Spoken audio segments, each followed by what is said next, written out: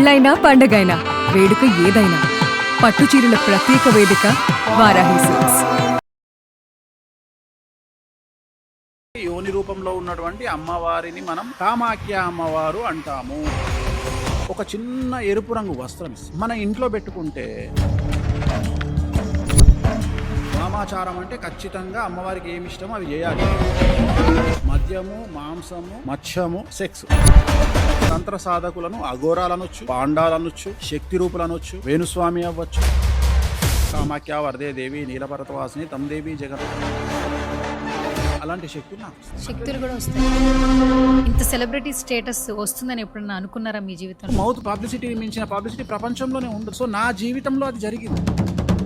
తెలంగాణలో చావు జరిగితే ఆ ఇంట్లో ఆడవాళ్ళకు కూడా మందిస్తారు. తెలంగాణ సాంప్రదాయం ప్రకారం పంతుళ్ళు కూడా నాన్ వెజ్ తింటారు. బడా వ్యాపారవేత్తలు వాళ్ళ కుటుంబాల్లో ఏదైనా పెళ్లి జరిగినప్పుడు బిజినెస్ ప్రారంభోత్సవాలకి డబ్బులు ఇచ్చి మరీ పిలిపిస్తున్నారు. అంటే వాళ్ళ ఉద్దేశం ఏంటంటే అమ్మవారు వచ్చి బ్లెస్సింగ్స్ ఇస్తుంది అని నన్ను పిలిచి ఆశీర్వదించమని అడగడం. సెలబ్రిటీస్ ఈపులో కొట్టించుకుంటారు, మాతో ఈపు మీద కొట్టించుకుంటారు. ఆ పూజ పేరున శ్మశాన బలి అని. యోని పూజ, యోని పూజ, యోని పూజ, యోని పూజ, యోని పూజ. తీరా కామాఖ్యకు పోయిన తర్వాత ఏమైంది? యోనికే పూజ చేస్తున్నాం అనే విషయం జనాలకు అర్థమైంది. ఇక్కడ బలులు లేవు, బలులు లేవు, బలులు లేవు అని చెప్పడం వల్ల ఏమైంది? స్టార్ట్ అయ్యేదే దున్నపోతు బలి కదా. ఒక ప్రొడ్యూసర్ సినిమా ఫెయిల్ కాగానే కొంతమంది ప్రొడ్యూసర్లు కూర్చొని దావతులు చేసుకునే సంస్కృతి బాలీవుడ్ లో మరీ ఘోరం. ఒక హీరోయిన్ సినిమా హిట్ అయ్యింది అంటే చందాలు వేసుకొని మరీ బ్లాక్ మ్యాజిక్ చేపిస్తారు. స్ట్రైట్ క్వశ్చన్, మీరు నాకు శత్రువు, మీరు నాకు మిత్రుడు అవ్వాలి, మీరు పూజ చేస్తారా? ఓం హ్రీం బగలాముఖి మమ సర్వదుష్టానాం ముఖం పదం స్తంభయ. ఏదంటే అది జరుగుతుంది, ఏదంటే అది జరుగుతుంది. ఎదురుగా డెడ్ బాడీ దహనం అవుతుంటే పూజ చేస్తాం. చావు పుట్టుక ఎప్పుడో నిర్ణయం అయిపోయింది, మనం దాన్ని ఫాలో అవుతాం అనేది అది నిజం. నీకు నిజం, నాకు కాదు. అంటే ఇప్పుడు చావును కూడా ఆపగలరా? మీరు చేస్తుంది బిజినెస్, సోషల్ సర్వీస్? బిజినెస్ చేస్తా, బిజినెస్ చేస్తా, బిజినెస్ చేస్తా. నేను ఏదైనా చేయగలుగుతా.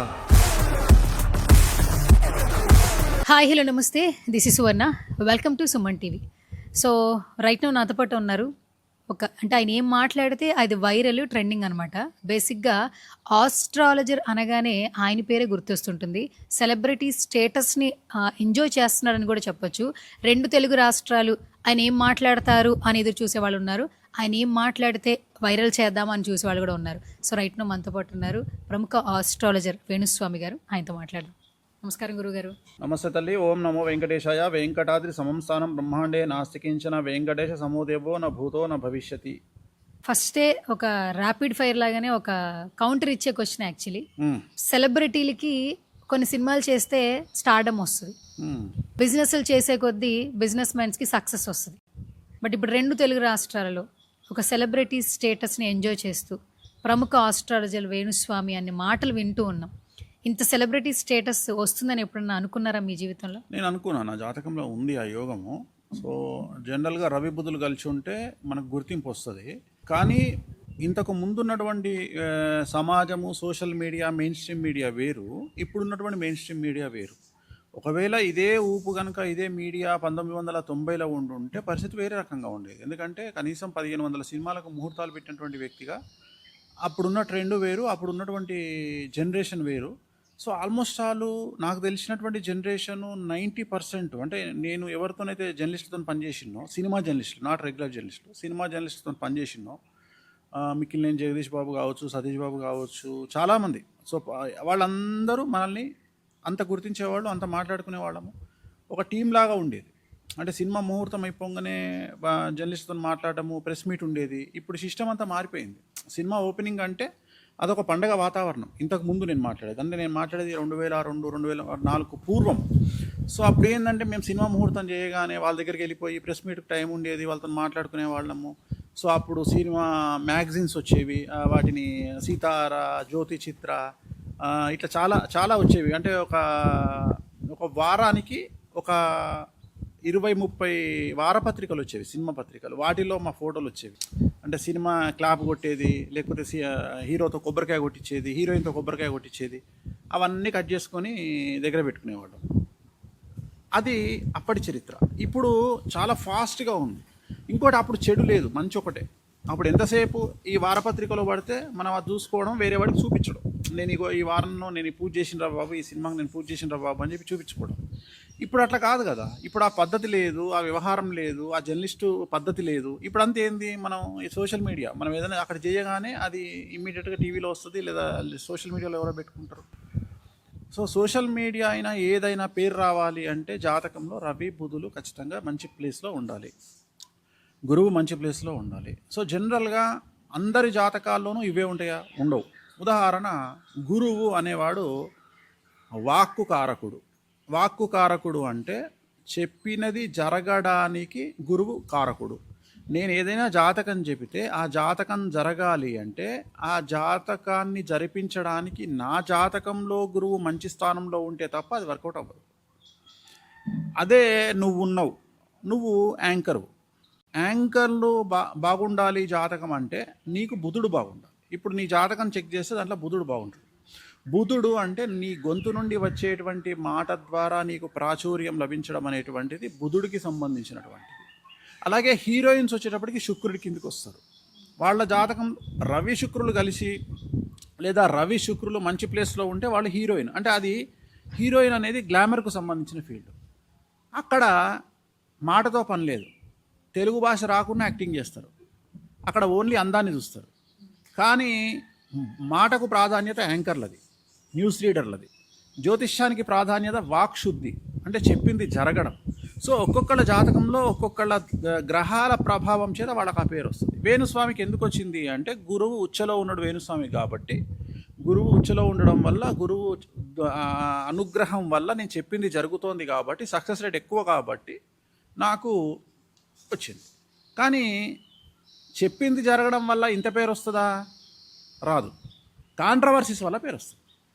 సో ఎందుకు వస్తుంది కాంట్రవర్సీసు? రాహు 10వ ఇంట్లో ఉన్నాడు నాకు, అంటే రాహు ఉచ్చ. సో జనరల్గా ఎవరికైతే జాతకంలో రాహు చాలా గొప్పగా ఉంటాడో వాళ్లకు ఎక్కువగా పబ్లిసిటీ వస్తుంది, మంచి కానీ చెడు కానీ, ఏ రూపకంగానైనా సరే పేరు అనేది చాలా ఎక్కువగా వస్తుంది. సో ఇప్పుడు జరుగుతున్నటువంటి సంఘటనలన్నిటికీ కారణం నా జాతకం. కానీ నేను ఎక్స్పెక్ట్ చేసిన దానికంటే కొన్ని కోట్ల % నాకు పేరు వచ్చింది. అంటే నేను ఉదాహరణ నేను గీసుకుంది 100% అనుకుందాం.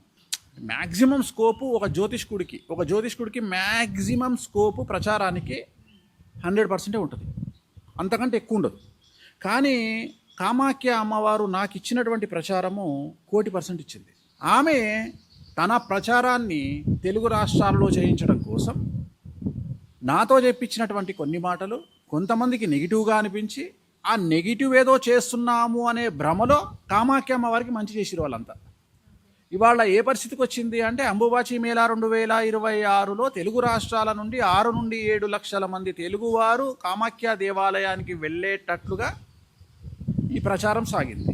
గత 2 సంవత్సరాల నుండి నా మీద చెడు జరుగుతుంది, నా మీద చెడు చేస్తున్నాము అనే భ్రమలో అమ్మవారికి మంచి చేసినారంతా.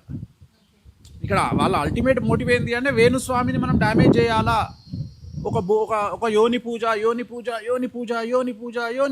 తీరా కామాఖ్యకు పోయిన తర్వాత ఏమైంది? యోనికే పూజ చేస్తున్నాం అనే విషయం జనాలకు అర్థమైంది. ఇక్కడ బలులు లేవు అని చెప్పడం వల్ల ఏమైంది? అక్కడికి పోయిన తర్వాత జనాలకు అర్థమైంది ఏంటంటే అసలు ఇక్కడ స్టార్ట్ అయ్యేదే దున్నపోతు బలి కదా, కొన్ని వేల మంది ముందర జరుగుతున్నాయి కదా. ఓహో, ఇన్ని రోజులు వేణుస్వామి చెప్పినవన్నీ నిజాలు. అంటే ఏదైనా సమస్య క్లియర్ అవ్వాలి అంటే, జనాలు మనల్ని జడ్జి చేయాలి అంటే ఫస్ట్ సమస్య ఎక్కడొచ్చింది దాని క్లారిటీ జనాలు డైరెక్ట్ తీసుకుంటే బాగుంటుంది. అందుకనే మౌత్ పబ్లిసిటీ అంటాం మనం. ఎప్పుడు మౌత్ పబ్లిసిటీని మించిన పబ్లిసిటీ ప్రపంచంలోనే ఉండదు. ప్రమోషన్స్ కూడా చేయలేము, మనం ప్రమోషన్స్, సినిమా ప్రమోషన్స్ కూడా చేయలేము. సో నా జీవితంలో అది జరిగింది. నాకేమైంది అంటే అసలు కామాఖ్య గురించి మాట్లాడుతున్నాడు, తెలుసుకుందాం ఏందో సంగతి, కామాఖ్య పోయి చూద్దాం అని చెప్పి పోయే జనాలు ఎక్కువైపోయి ఏ క్రేజ్ వచ్చింది అంటే ఇవాళ కామాఖ్య అమ్మవారి దేవాలయంలో ఇచ్చే ఒక గుడ్డ ముక్క, చిన్న బట్ట ముక్క, అది మొత్తం 2 తెలుగు రాష్ట్రాలలో విపరీతమైన క్రేజ్కు దారితీసింది. కానీ ఇక్కడ చూస్తే ఇక్కడ తెలుగు వాళ్ళకి 2 తెలుగు రాష్ట్రాల్లో ఒకప్పుడు మీరు అన్నట్టు కామాఖ్య అమ్మవారి గురించి ఏ విశేషాలు తెలియదు. మీరు మాట్లాడడం మొదలుపెట్టిన తర్వాతే తెలుసుకోవడం జరుగుతోంది. మెయిన్గా ఏంటంటే కామాఖ్య అమ్మవారి టెంపుల్ అనగానే రీసెంట్గా ఒక 2 విషయాలు తెలుసుకోవాలన్నది గురుగారు. అక్కడ ఈ మధ్యకాలంలో నల్ల దుస్తులతో కొంతమంది తాంత్రికుల ఆలయంలోకి ప్రవేశించారు. అసలు నిజంగానే వాళ్ళు నిజమైన తాంత్రికుల? ఇప్పటికీ కూడా సోషల్ మీడియా అప్డేట్ అయిన తర్వాత కూడా ఈ తాంత్రిక వ్యవస్థను నమ్మాలా? తాంత్రిక పూజలు జరుగుతున్నాయా? ఏం చెప్తారు? ఇప్పుడు ఒక క్లారిటీ అమ్మా, ఇప్పుడు నీలాంటి వాళ్ళు కూడా కొద్దిగా అప్డేట్ అయి మాట్లాడాలి, నాలెడ్జ్ పెంచుకోవాలి. తాంత్రిక పూజలు అని వేటిని అంటారు అంటే తంత్ర మార్గంలో జరిగేటువంటి వాటిని తాంత్రిక పూజలు అంటారు. అసలు పూజల గురించి జనాలకు ఏమి అవగాహన ఉందని నేను అనేది, బావిలో కప్ప కూర్చొని ఏమనుకుంటుందట, ఇది అమెరికా, ఈ మూలలు కూర్చుంటుందట. బావిలో రౌండ్ ఉంటుంది కదా బావి, ఆ బావిలో కూర్చొని ఇగో ఇది అమెరికా, ఇది జపాన్, ఇది చైనా, ఇది యుక్రెయిన్ అని దానికి అదే అనుకుంటుందట. అనుకొని నేను ప్రపంచమంతా తిరిగి వచ్చినా అనుకుంటుందట. అది జీవితంలో ఎప్పుడైనా డబ్బులు ఖర్చు పెట్టుకొని భక్తి మార్గంలో నీకు ఆ యాత్రలు చేస్తే నీకు ఆ క్లారిటీ వస్తుంది. జనాలకు ఏం లేకుండా నీ ఇష్టం వచ్చినట్టు బట్టకాల్చి మీదేస్తా అంటే, జీవితంలో ఎప్పుడన్నా హైదరాబాద్ నుండి కామాఖ్య దేవాలయానికి పోతే కామాఖ్యలో ఏమవుతుందో తెలుస్తుంది. రైట్. అసలు తంత్ర మార్గం అంటే ఏంది? శ్రీకాళహస్తికి ఎప్పుడన్నా పోయినావా? రావుకేతో పూజ చేయించుకున్నావా? ఏమేమి ఇచ్చిర్రు నీకు అక్కడ? పసుపు కుంకుమ కలిపి పూజ చేసిర్రా? నాగ సర్పాలు పెట్టిర్రా? నిమ్మకాయలు పెట్టిర్రా? అది కూడా తంత్ర మార్గమే.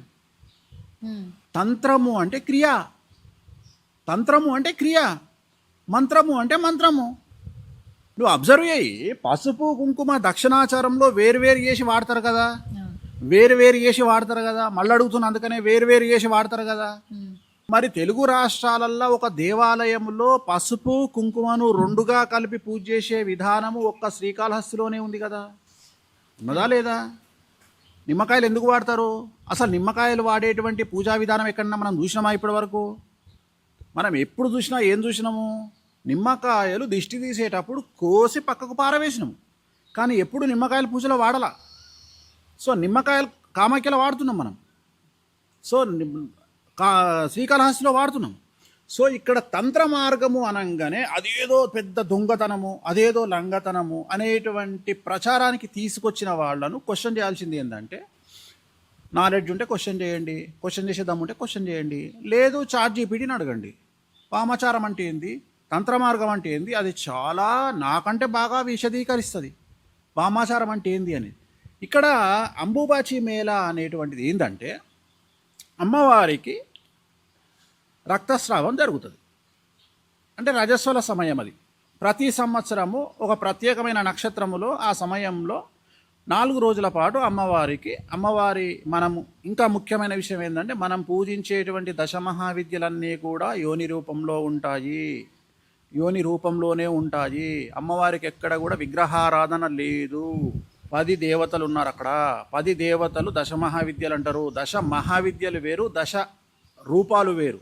మనకు తెలుగులో మన హిందూ సాంప్రదాయంలో దశ అవతారాలు ఉన్నాయి, కానీ ఇక్కడ మనం అవతారాల గురించి మాట్లాడుకోవట్లా. దశ అవతారాలు విగ్రహ రూపంలో ఉంటాయి. నేను చెప్పే దశ మహావిద్యలు, మహావిద్య ఇది యోని రూపంలోనే ఉంటాయి. ఈ 10 మహావిద్యలు ఒక్కొక్క అమ్మవారు ఒక్కొక్క విజయాన్ని ఇవ్వడానికి వెలిసినటువంటివి, ఏర్పడ్డటువంటివి. రెండవది, ఇక్కడ ఎక్కడ కూడా క్రియేట్ చేసి ప్రత్యేకంగా ప్రతిష్ఠించినటువంటి అమ్మవార్లు కాదు. అమ్మవారి పార్వతీదేవి సతీదేవి యొక్క యోని రూపము డైరెక్ట్ నీలాచలము అనేటువంటి కొండ మీద పడి, అది ఇంకా 9 ముక్కలు కాబడి మొత్తం 10 ముక్కలతోటి యోని రూపంలో ఉన్నటువంటి అమ్మవారిని మనం కామాఖ్య అమ్మవారు అంటాము. కామము అంటే ఎదవలు ఆలోచించినట్టుగా కామము అంటే చెడు ఆలోచన కాదు. కామము అంటే కోరిక మాత్రమే. మానవులు కోరుకునేటువంటి కోరికను కామము అంటారు. కొంతమంది ఎదవన కొడుకులు కామాన్ని తీసుకుపోయి, కామము అనే దాన్ని తీసుకుపోయి, ఆ కోరికను తీసుకుపోయి అటాచ్ చేసారు. కామము అంటే కోరిక మాత్రమే. ఈ కోరికను తీర్చున్నటువంటి అమ్మవారి పేరు కామాఖ్య అమ్మవారు. సూపర్, చాలా చక్కగా చెప్పారు. ఇప్పటి వరకు ఇంత ఎక్స్ప్లెనేషన్ ఇంకా చెప్తున్నా, నువ్వు అడిగిన దానికి ఆన్సర్ కూడా కంప్లీట్ చేస్తా. సో ఇక్కడ నువ్వేమడిగినావంటే నల్ల బట్టలు వేసుకొని వచ్చినారు అని అడిగినావు. సో ఇక్కడ నల్ల బట్టలు వేసుకొని వస్తారు, ఎర్ర బట్టలు వేసుకొని వస్తారు. కామాఖ్య అమ్మవారికి ప్రతిరూపమైనటువంటి రంగు ఎరుపు, బగాలముఖి అమ్మవారికి ప్రతిరూపమైనటువంటి రంగు పసుపు. నువ్వు అబ్జర్వ్ చేస్తే వారములో 6 రోజులు నేను రెడ్ కానీ ఎల్లో కానీ ఇస్తాను. నువ్వు అబ్జర్వ్ చేస్తే నేను ఆ డ్రెస్ తప్ప వేరే డ్రెస్ వెయ్యా. ఇప్పుడు కూడా ఎరుపు ఉంది నా ఒంటి మీద. ఈ ఎరుపు అనేటువంటిది కామాఖ్య అమ్మవారికి ప్రతీక.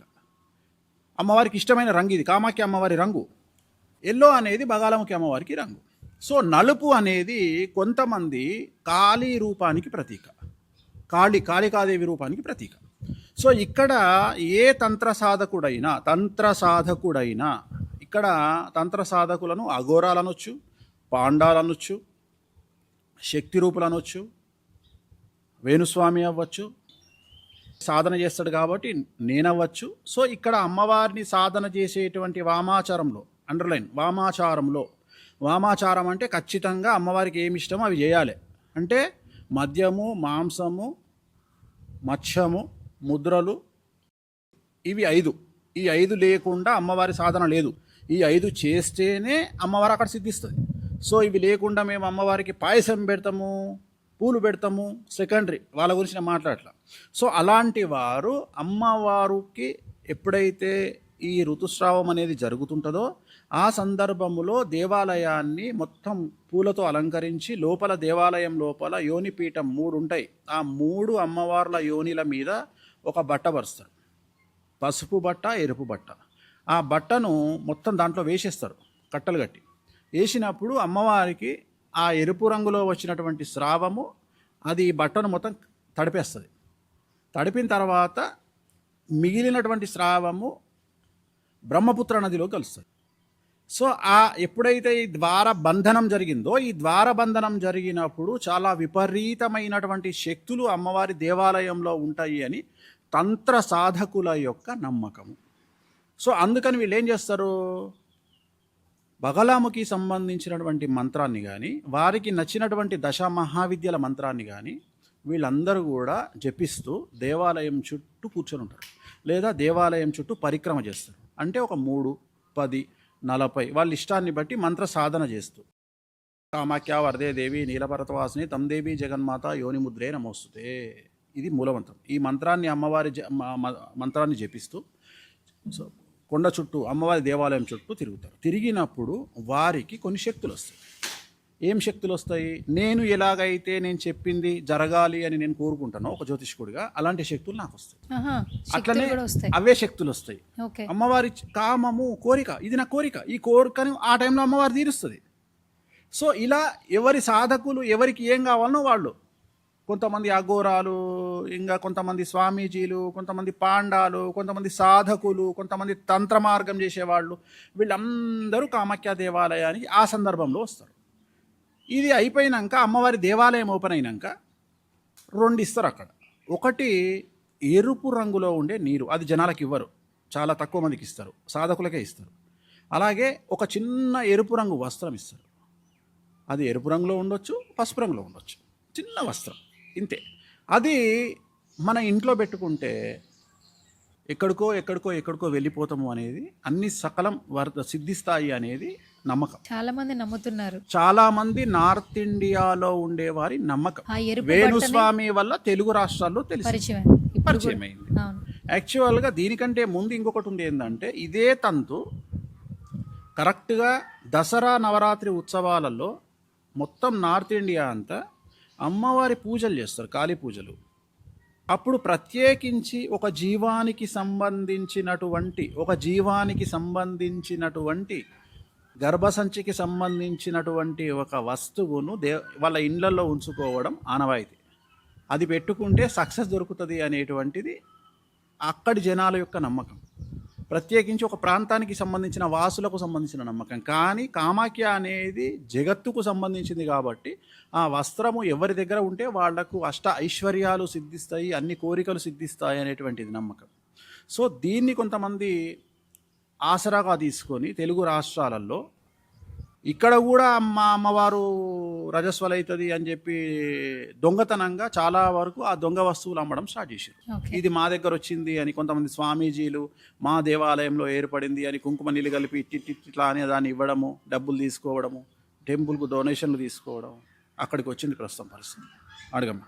అయితే ఇప్పుడు మీరు ఏదైతే చెప్పారో ఆ ఎర్ర వస్త్రం, దాన్ని ప్రసాదంగా భావిస్తారని కూడా విన్నాను. ప్రసాదం అంటే అక్షతలను ఏమని, ఇప్పుడు తిరుమలలో వెంకటేశ్వర స్వామి దేవాలయంలో మనకి ఏమి ఇస్తారు అంటే, నువ్వు అబ్జర్వ్ చేస్తే విఐపి ప్రసాదం అని ఒకటి ఉంటుంది, ఒక కవర్ ఉంటుంది, పేపర్తోనూ కవర్ ఉంటుంది. తిరుమల తిరుపతి దేవస్థానం ఆశీర్వచనం అని దాని మీద ప్రింట్ అయి ఉంటుంది.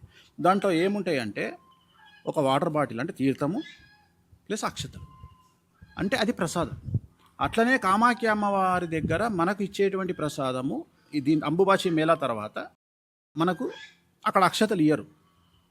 కామాఖ్య దేవాలయంలో అక్షతలు ఉండవు. వాళ్ళంతా తెల్ల బియ్యము నువ్వులతోటే పూజ అవుతుంది. ఓకే. సో అవే ఉంటాయి. తంత్ర మార్గంలో వాటినే వాడతారు. పసుపు అనేది వాడరు, కుంకుమ ఒకటే ఉంటుంది. సో కుంకుమ మరియు మేక రక్తంలో కలిపినటువంటి కుంకుమ, ఈ రెండింటినే మనం బొట్టుగా పెట్టుకుంటాం. అలాగే తీర్థం ఏమి ఇస్తారు మనకు? మందు కలిపినటువంటి నీళ్ళు ఇస్తారు. డైరెక్ట్గా లిక్కర్ కలిపినటువంటి తీర్థాన్ని మనకు హోమం చేసిన తర్వాత మన చేతిలో వేస్తే మనం తాగుతాం. అలాగే ప్రసాదం ఏమి ఇస్తారు? అన్నప్రసాదము. డైరెక్ట్గా పాలకూర పప్పులో మటన్ వేసి వండినటువంటి ప్రసాదాన్ని, అన్నాన్ని, అంటే ప్రసాదం అన్నప్రసాదాన్ని మనకు కూరను మనకు ఇస్తారు. మనం అన్నంలో కలుపుకొని వాళ్ళు ఇచ్చిన భోగమే అంటారు. ఆ భోగంలో ఏమేమి ఉంటాయి? ఒక చేప, మటన్ అంటే పాలకూర, మటను, పప్పు ప్లస్ అన్నము ప్లస్ పరమాన్నము, ఇవి కలిపి మనకు నైవేద్యం ఇస్తారు, భోగం ఇస్తారు. మనం అవి తినొచ్చు. అది కాకుండా ఇంట్లో పెట్టుకోవడానికి ఇచ్చేది ఒక చిన్న కాయ లాంటి వస్తువు ఉంటుంది, అది ఇస్తారు. ₹1 కాయని ఇస్తారు. ఓన్లీ అంబుబాచి మేళా తర్వాత ఈ రెడ్ వస్త్రం ఇస్తారు. ఇది ఎప్పుడు పడితే అప్పుడు దొరకదు. ఇది ఓన్లీ జూన్లో అంబుబాచి మేళా అయిన తర్వాత ఒక నెల వరకు మాత్రమే మ్యాక్సిమం. అంటే జనాలకు ఇచ్చేది 2 రోజులే. ఉదాహరణ 26వ తారీఖు నాడు ఎండ్ అయింది, 26వ తారీఖు పొద్దున్న దేవాలయం ఓపెన్ అయింది, మ్యాక్సిమం 29 వరకే ఇచ్చిర్రు. అది తర్వాత ఆపేసారు. అంటే అంతమందికి ఇవ్వలేరు కదా. కానీ అక్కడ దేవాలయానికి సంబంధించినటువంటి 4 కుటుంబాలు ఉంటాయి. ఆ 4 కుటుంబాలకు మాత్రమే రైట్స్ ఉంటాయి. వాళ్ళ దగ్గర ఆ బట్ట ఉంటుంది. వాళ్ళను మనం నెల తర్వాత అడిగినా 2 నెలల తర్వాత అడిగినా మనకి ఇస్తారు. గురుగారు, నాకు ఒక చిన్న డౌట్. మీరు ఏదైనా ఓపెన్గా మాట్లాడతారు కాబట్టి, మనకి ఇక్కడ మన సంస్కృతి సాంప్రదాయాలను ఒకసారి చూస్తే పీరియడ్ టైమ్స్లో అమ్మాయిలు ఉన్నప్పుడు వాళ్ళని కొన్ని శుభ కార్యక్రమాలకి దూరంగా ఉంచుతారు. ఇంట్లో కూడా అన్నీ తిరగొద్దంటారు, బీరువాళ్ళు ముట్టుకోవద్దంటారు. అండ్ పెళ్ళిళ్ళు జరిగినాయి అనుకోండి, ఆ ముహూర్తంలో పెళ్లి చేసుకోకూడదు కాబట్టి ఆ డేట్ లేని టైంలో మారుస్తారు. అంటే ఆ టైంలో కొంచెం దూరంగా ఉంచుతారు. అంటే శుభశకనం కాదు, ఒక మైలు పడిన వ్యక్తిగా చూస్తూ ఉంటారు. ఇక్కడ చూస్తే కంప్లీట్గా యోని పూజలు చేయడం, ఆ మాతని పూజించడం, కోరిక కోరడం, అండ్ ఆ ఋతుస్రావమైనటువంటి ఆ క్లాత్ని తీసుకొచ్చి ఇంట్లో పెట్టుకోవడం ఆపోజిట్గా చూస్తున్నాం మనం. ఇక్కడ చూడట్లేదు. ఇక్కడ చూస్తే పీరియడ్ టైంలో ఎక్కడ లేదు. ఇది నిజంగా మనం నేర్పియక మనం దొంగనా కొడుకులం కదా. మనకు సాకులు కావాలి. మనం పూజించేటువంటి శివుడు ఏ ఆకారంలో పూజిస్తున్నాము చెప్పమ్మా? లింగాకారం అంటే తెలుసు కదా. మరి భర్తను లింగాకారంలో పూజిస్తున్నాము, భార్యను ఏ ఆకారంలో పూజిస్తున్నాము? యోని రూపంలో. అంటే ఇక్కడ యాక్చువల్గా హిందూ మతం ఏం చెప్తుంది? సృష్టికి ప్రతిరూపమైనటువంటి దేవీ దేవతలను, ఆది దంపతులు అయినటువంటి పార్వతీ పరమేశ్వరులను దేవతా స్వరూపములో పూజిస్తున్నాము. బట్ ఇక్కడ ఆకారాలు లేకుండా పురుషుడికి ముఖ్యమైనటువంటి లింగాకారములో శివుడిని, ఆడవారికి యోని రూపాన్ని అక్కడ పెట్టుకొని సృష్టికి ప్రతిరూపంగా, సృష్టికి మూలమైనటువంటి అమ్మవారిని, తండ్రిని మనం అక్కడ చూసుకుంటాం. సో ఇది సంస్కృతిని, సాంప్రదాయాల్ని, పద్ధతిని నేర్పించడానికి ఉపయోగపడేటువంటి ఒక పద్ధతి, ఒక ఆచారం. అంటే అమ్మాయిని నువ్వు పుట్టినటువంటి యోని నుండి పుట్టినటువంటి తల్లి ఎంత రెస్పెక్ట్ ఇస్తావో అంతే రెస్పెక్ట్ అమ్మవార్లకు, అంటే అమ్మాయిలకు ఇయ్యవలెను అని మన హిందూ ధర్మశాస్త్రాలు మనకు నేర్పిస్తున్నటువంటి వ్యవహారము. అంటే కొంతమంది పిచ్చి కొడుకులకు, కొంతమంది దొంగ కొడుకులకు యోని అనేది ఒక ఆట వస్తువుగా మారుతున్నటువంటి సందర్భములో అది కాదురా పిచ్చుండా కొడుక, యోని అంటే ఒక భక్తిభావంతో చూడవలసినటువంటి ఒక వ్యవస్థ, ఒక వ్యవహారము అని జనాలకు తెలియజేయడానికి పూర్వ ఆచారము పెట్టినటువంటి సాంప్రదాయము.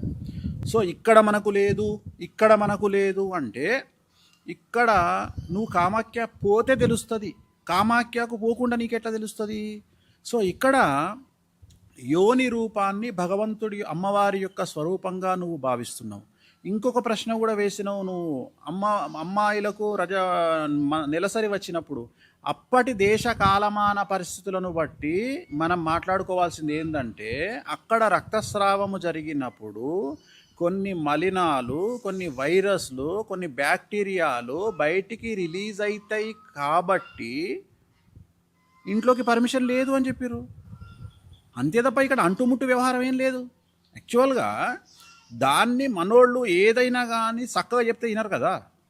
ఇప్పుడు మనోళ్ళ దగ్గర గొప్పతనం ఏంటంటే, మన సాంప్రదాయాలు ఎట్లుంటాయంటే కొద్దిగా పద్ధతిగా చెప్తాయి మనకు, అంటే చెప్తే వినకపోతే కొట్టినట్టుగా చెప్తాయి. సో అందుకని మనకి ఏం సిస్టమ్ పెట్టిరు అంటే, ఈ సిస్టమ్ పెట్టి యాక్చువల్గా ఆడవాళ్లకు ఆ టైంలో విపరీతమైనటువంటి స్ట్రెస్ ఉంటుంది, విపరీతమైనటువంటి డిస్కంఫర్ట్ ఉంటుంది. అది ప్రకృతిలో భాగంగా వాళ్ళల్లో మూడ్ స్వింగ్స్ ఉంటాయి. సో వీటన్నిటి నుండి 4 రోజులు అసలు సెలవు లేనటువంటిది ఎవరికి? స్త్రీకి. ఎందుకంటే 24 గంటలు ఇంటూ 7, 7 రోజుల పాటు 24 గంటలు కష్టపడేటువంటి మహిళకు సెలవు ఎక్కడిది నెలకు? మగవాళ్ళకు సెలవులు ఉన్నాయి, ఆడవాళ్ళకు సెలవులు లేవు అని దీన్ని సిస్టంలోకి చేర్చి ఈ 4 రోజులు అమ్మాయిలకు సెలవులు ఇచ్చారు. ఈ 4 రోజులు మిమ్మల్ని ఒకవేళ దూరంగా కూర్చోబెట్టకపోతే మీరు మా మాట వినరు అనే ఉద్దేశంతో దూరంగా కూర్చోబెట్టడం స్టార్ట్ చేశారు. అప్పుడు ఏమవుతుంది? దూరంగా కూర్చోవడము, వేరే పని లేకపోవడము వాళ్ళకి ఇచ్చినటువంటి పద్ధతి అది. కానీ ఇప్పుడు జనరేషన్ను బట్టి మొత్తం మారిపోయినాయి. ఒకప్పుడు తల్లి తండ్రి చనిపోతే నిప్పు పెట్టాల్సింది మగపిల్లలు అనేటువంటి సాంప్రదాయం ఉంది. ఇవాళ మగపిల్లలు లేనటువంటి తల్లిదండ్రులు చనిపోతే ఆడపిల్లలే తలకొరిగి పెడుతురు మొత్తం భారతదేశంలో. ఎందుకు అంటే ఆ ప్రేమ అనేది వాళ్ళని అక్కడికి చేర్చింది, అలా చేస్తున్నారు.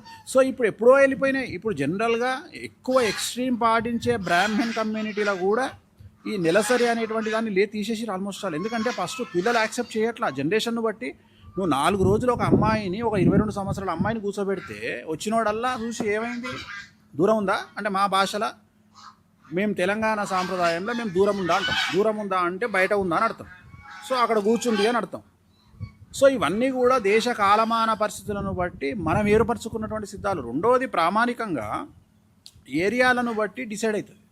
ఇంతకు ముందు ఇప్పుడు ఉదాహరణ చెప్తా. ఇప్పుడు తంత్ర మార్గములో నాన్ వెజ్ లిక్కర్ ఉంటుంది వామాచారంలో అని చెప్పినట్టు తెలంగాణ సాంప్రదాయం కానీ భగవంతుడు మనకు ఆచార వ్యవహారాన్ని ఎట్లా పెట్టిండంటే, తెలంగాణ సాంప్రదాయంలో మందు, మాంసము, భక్తి 3 కలిసి ఉంటాయి.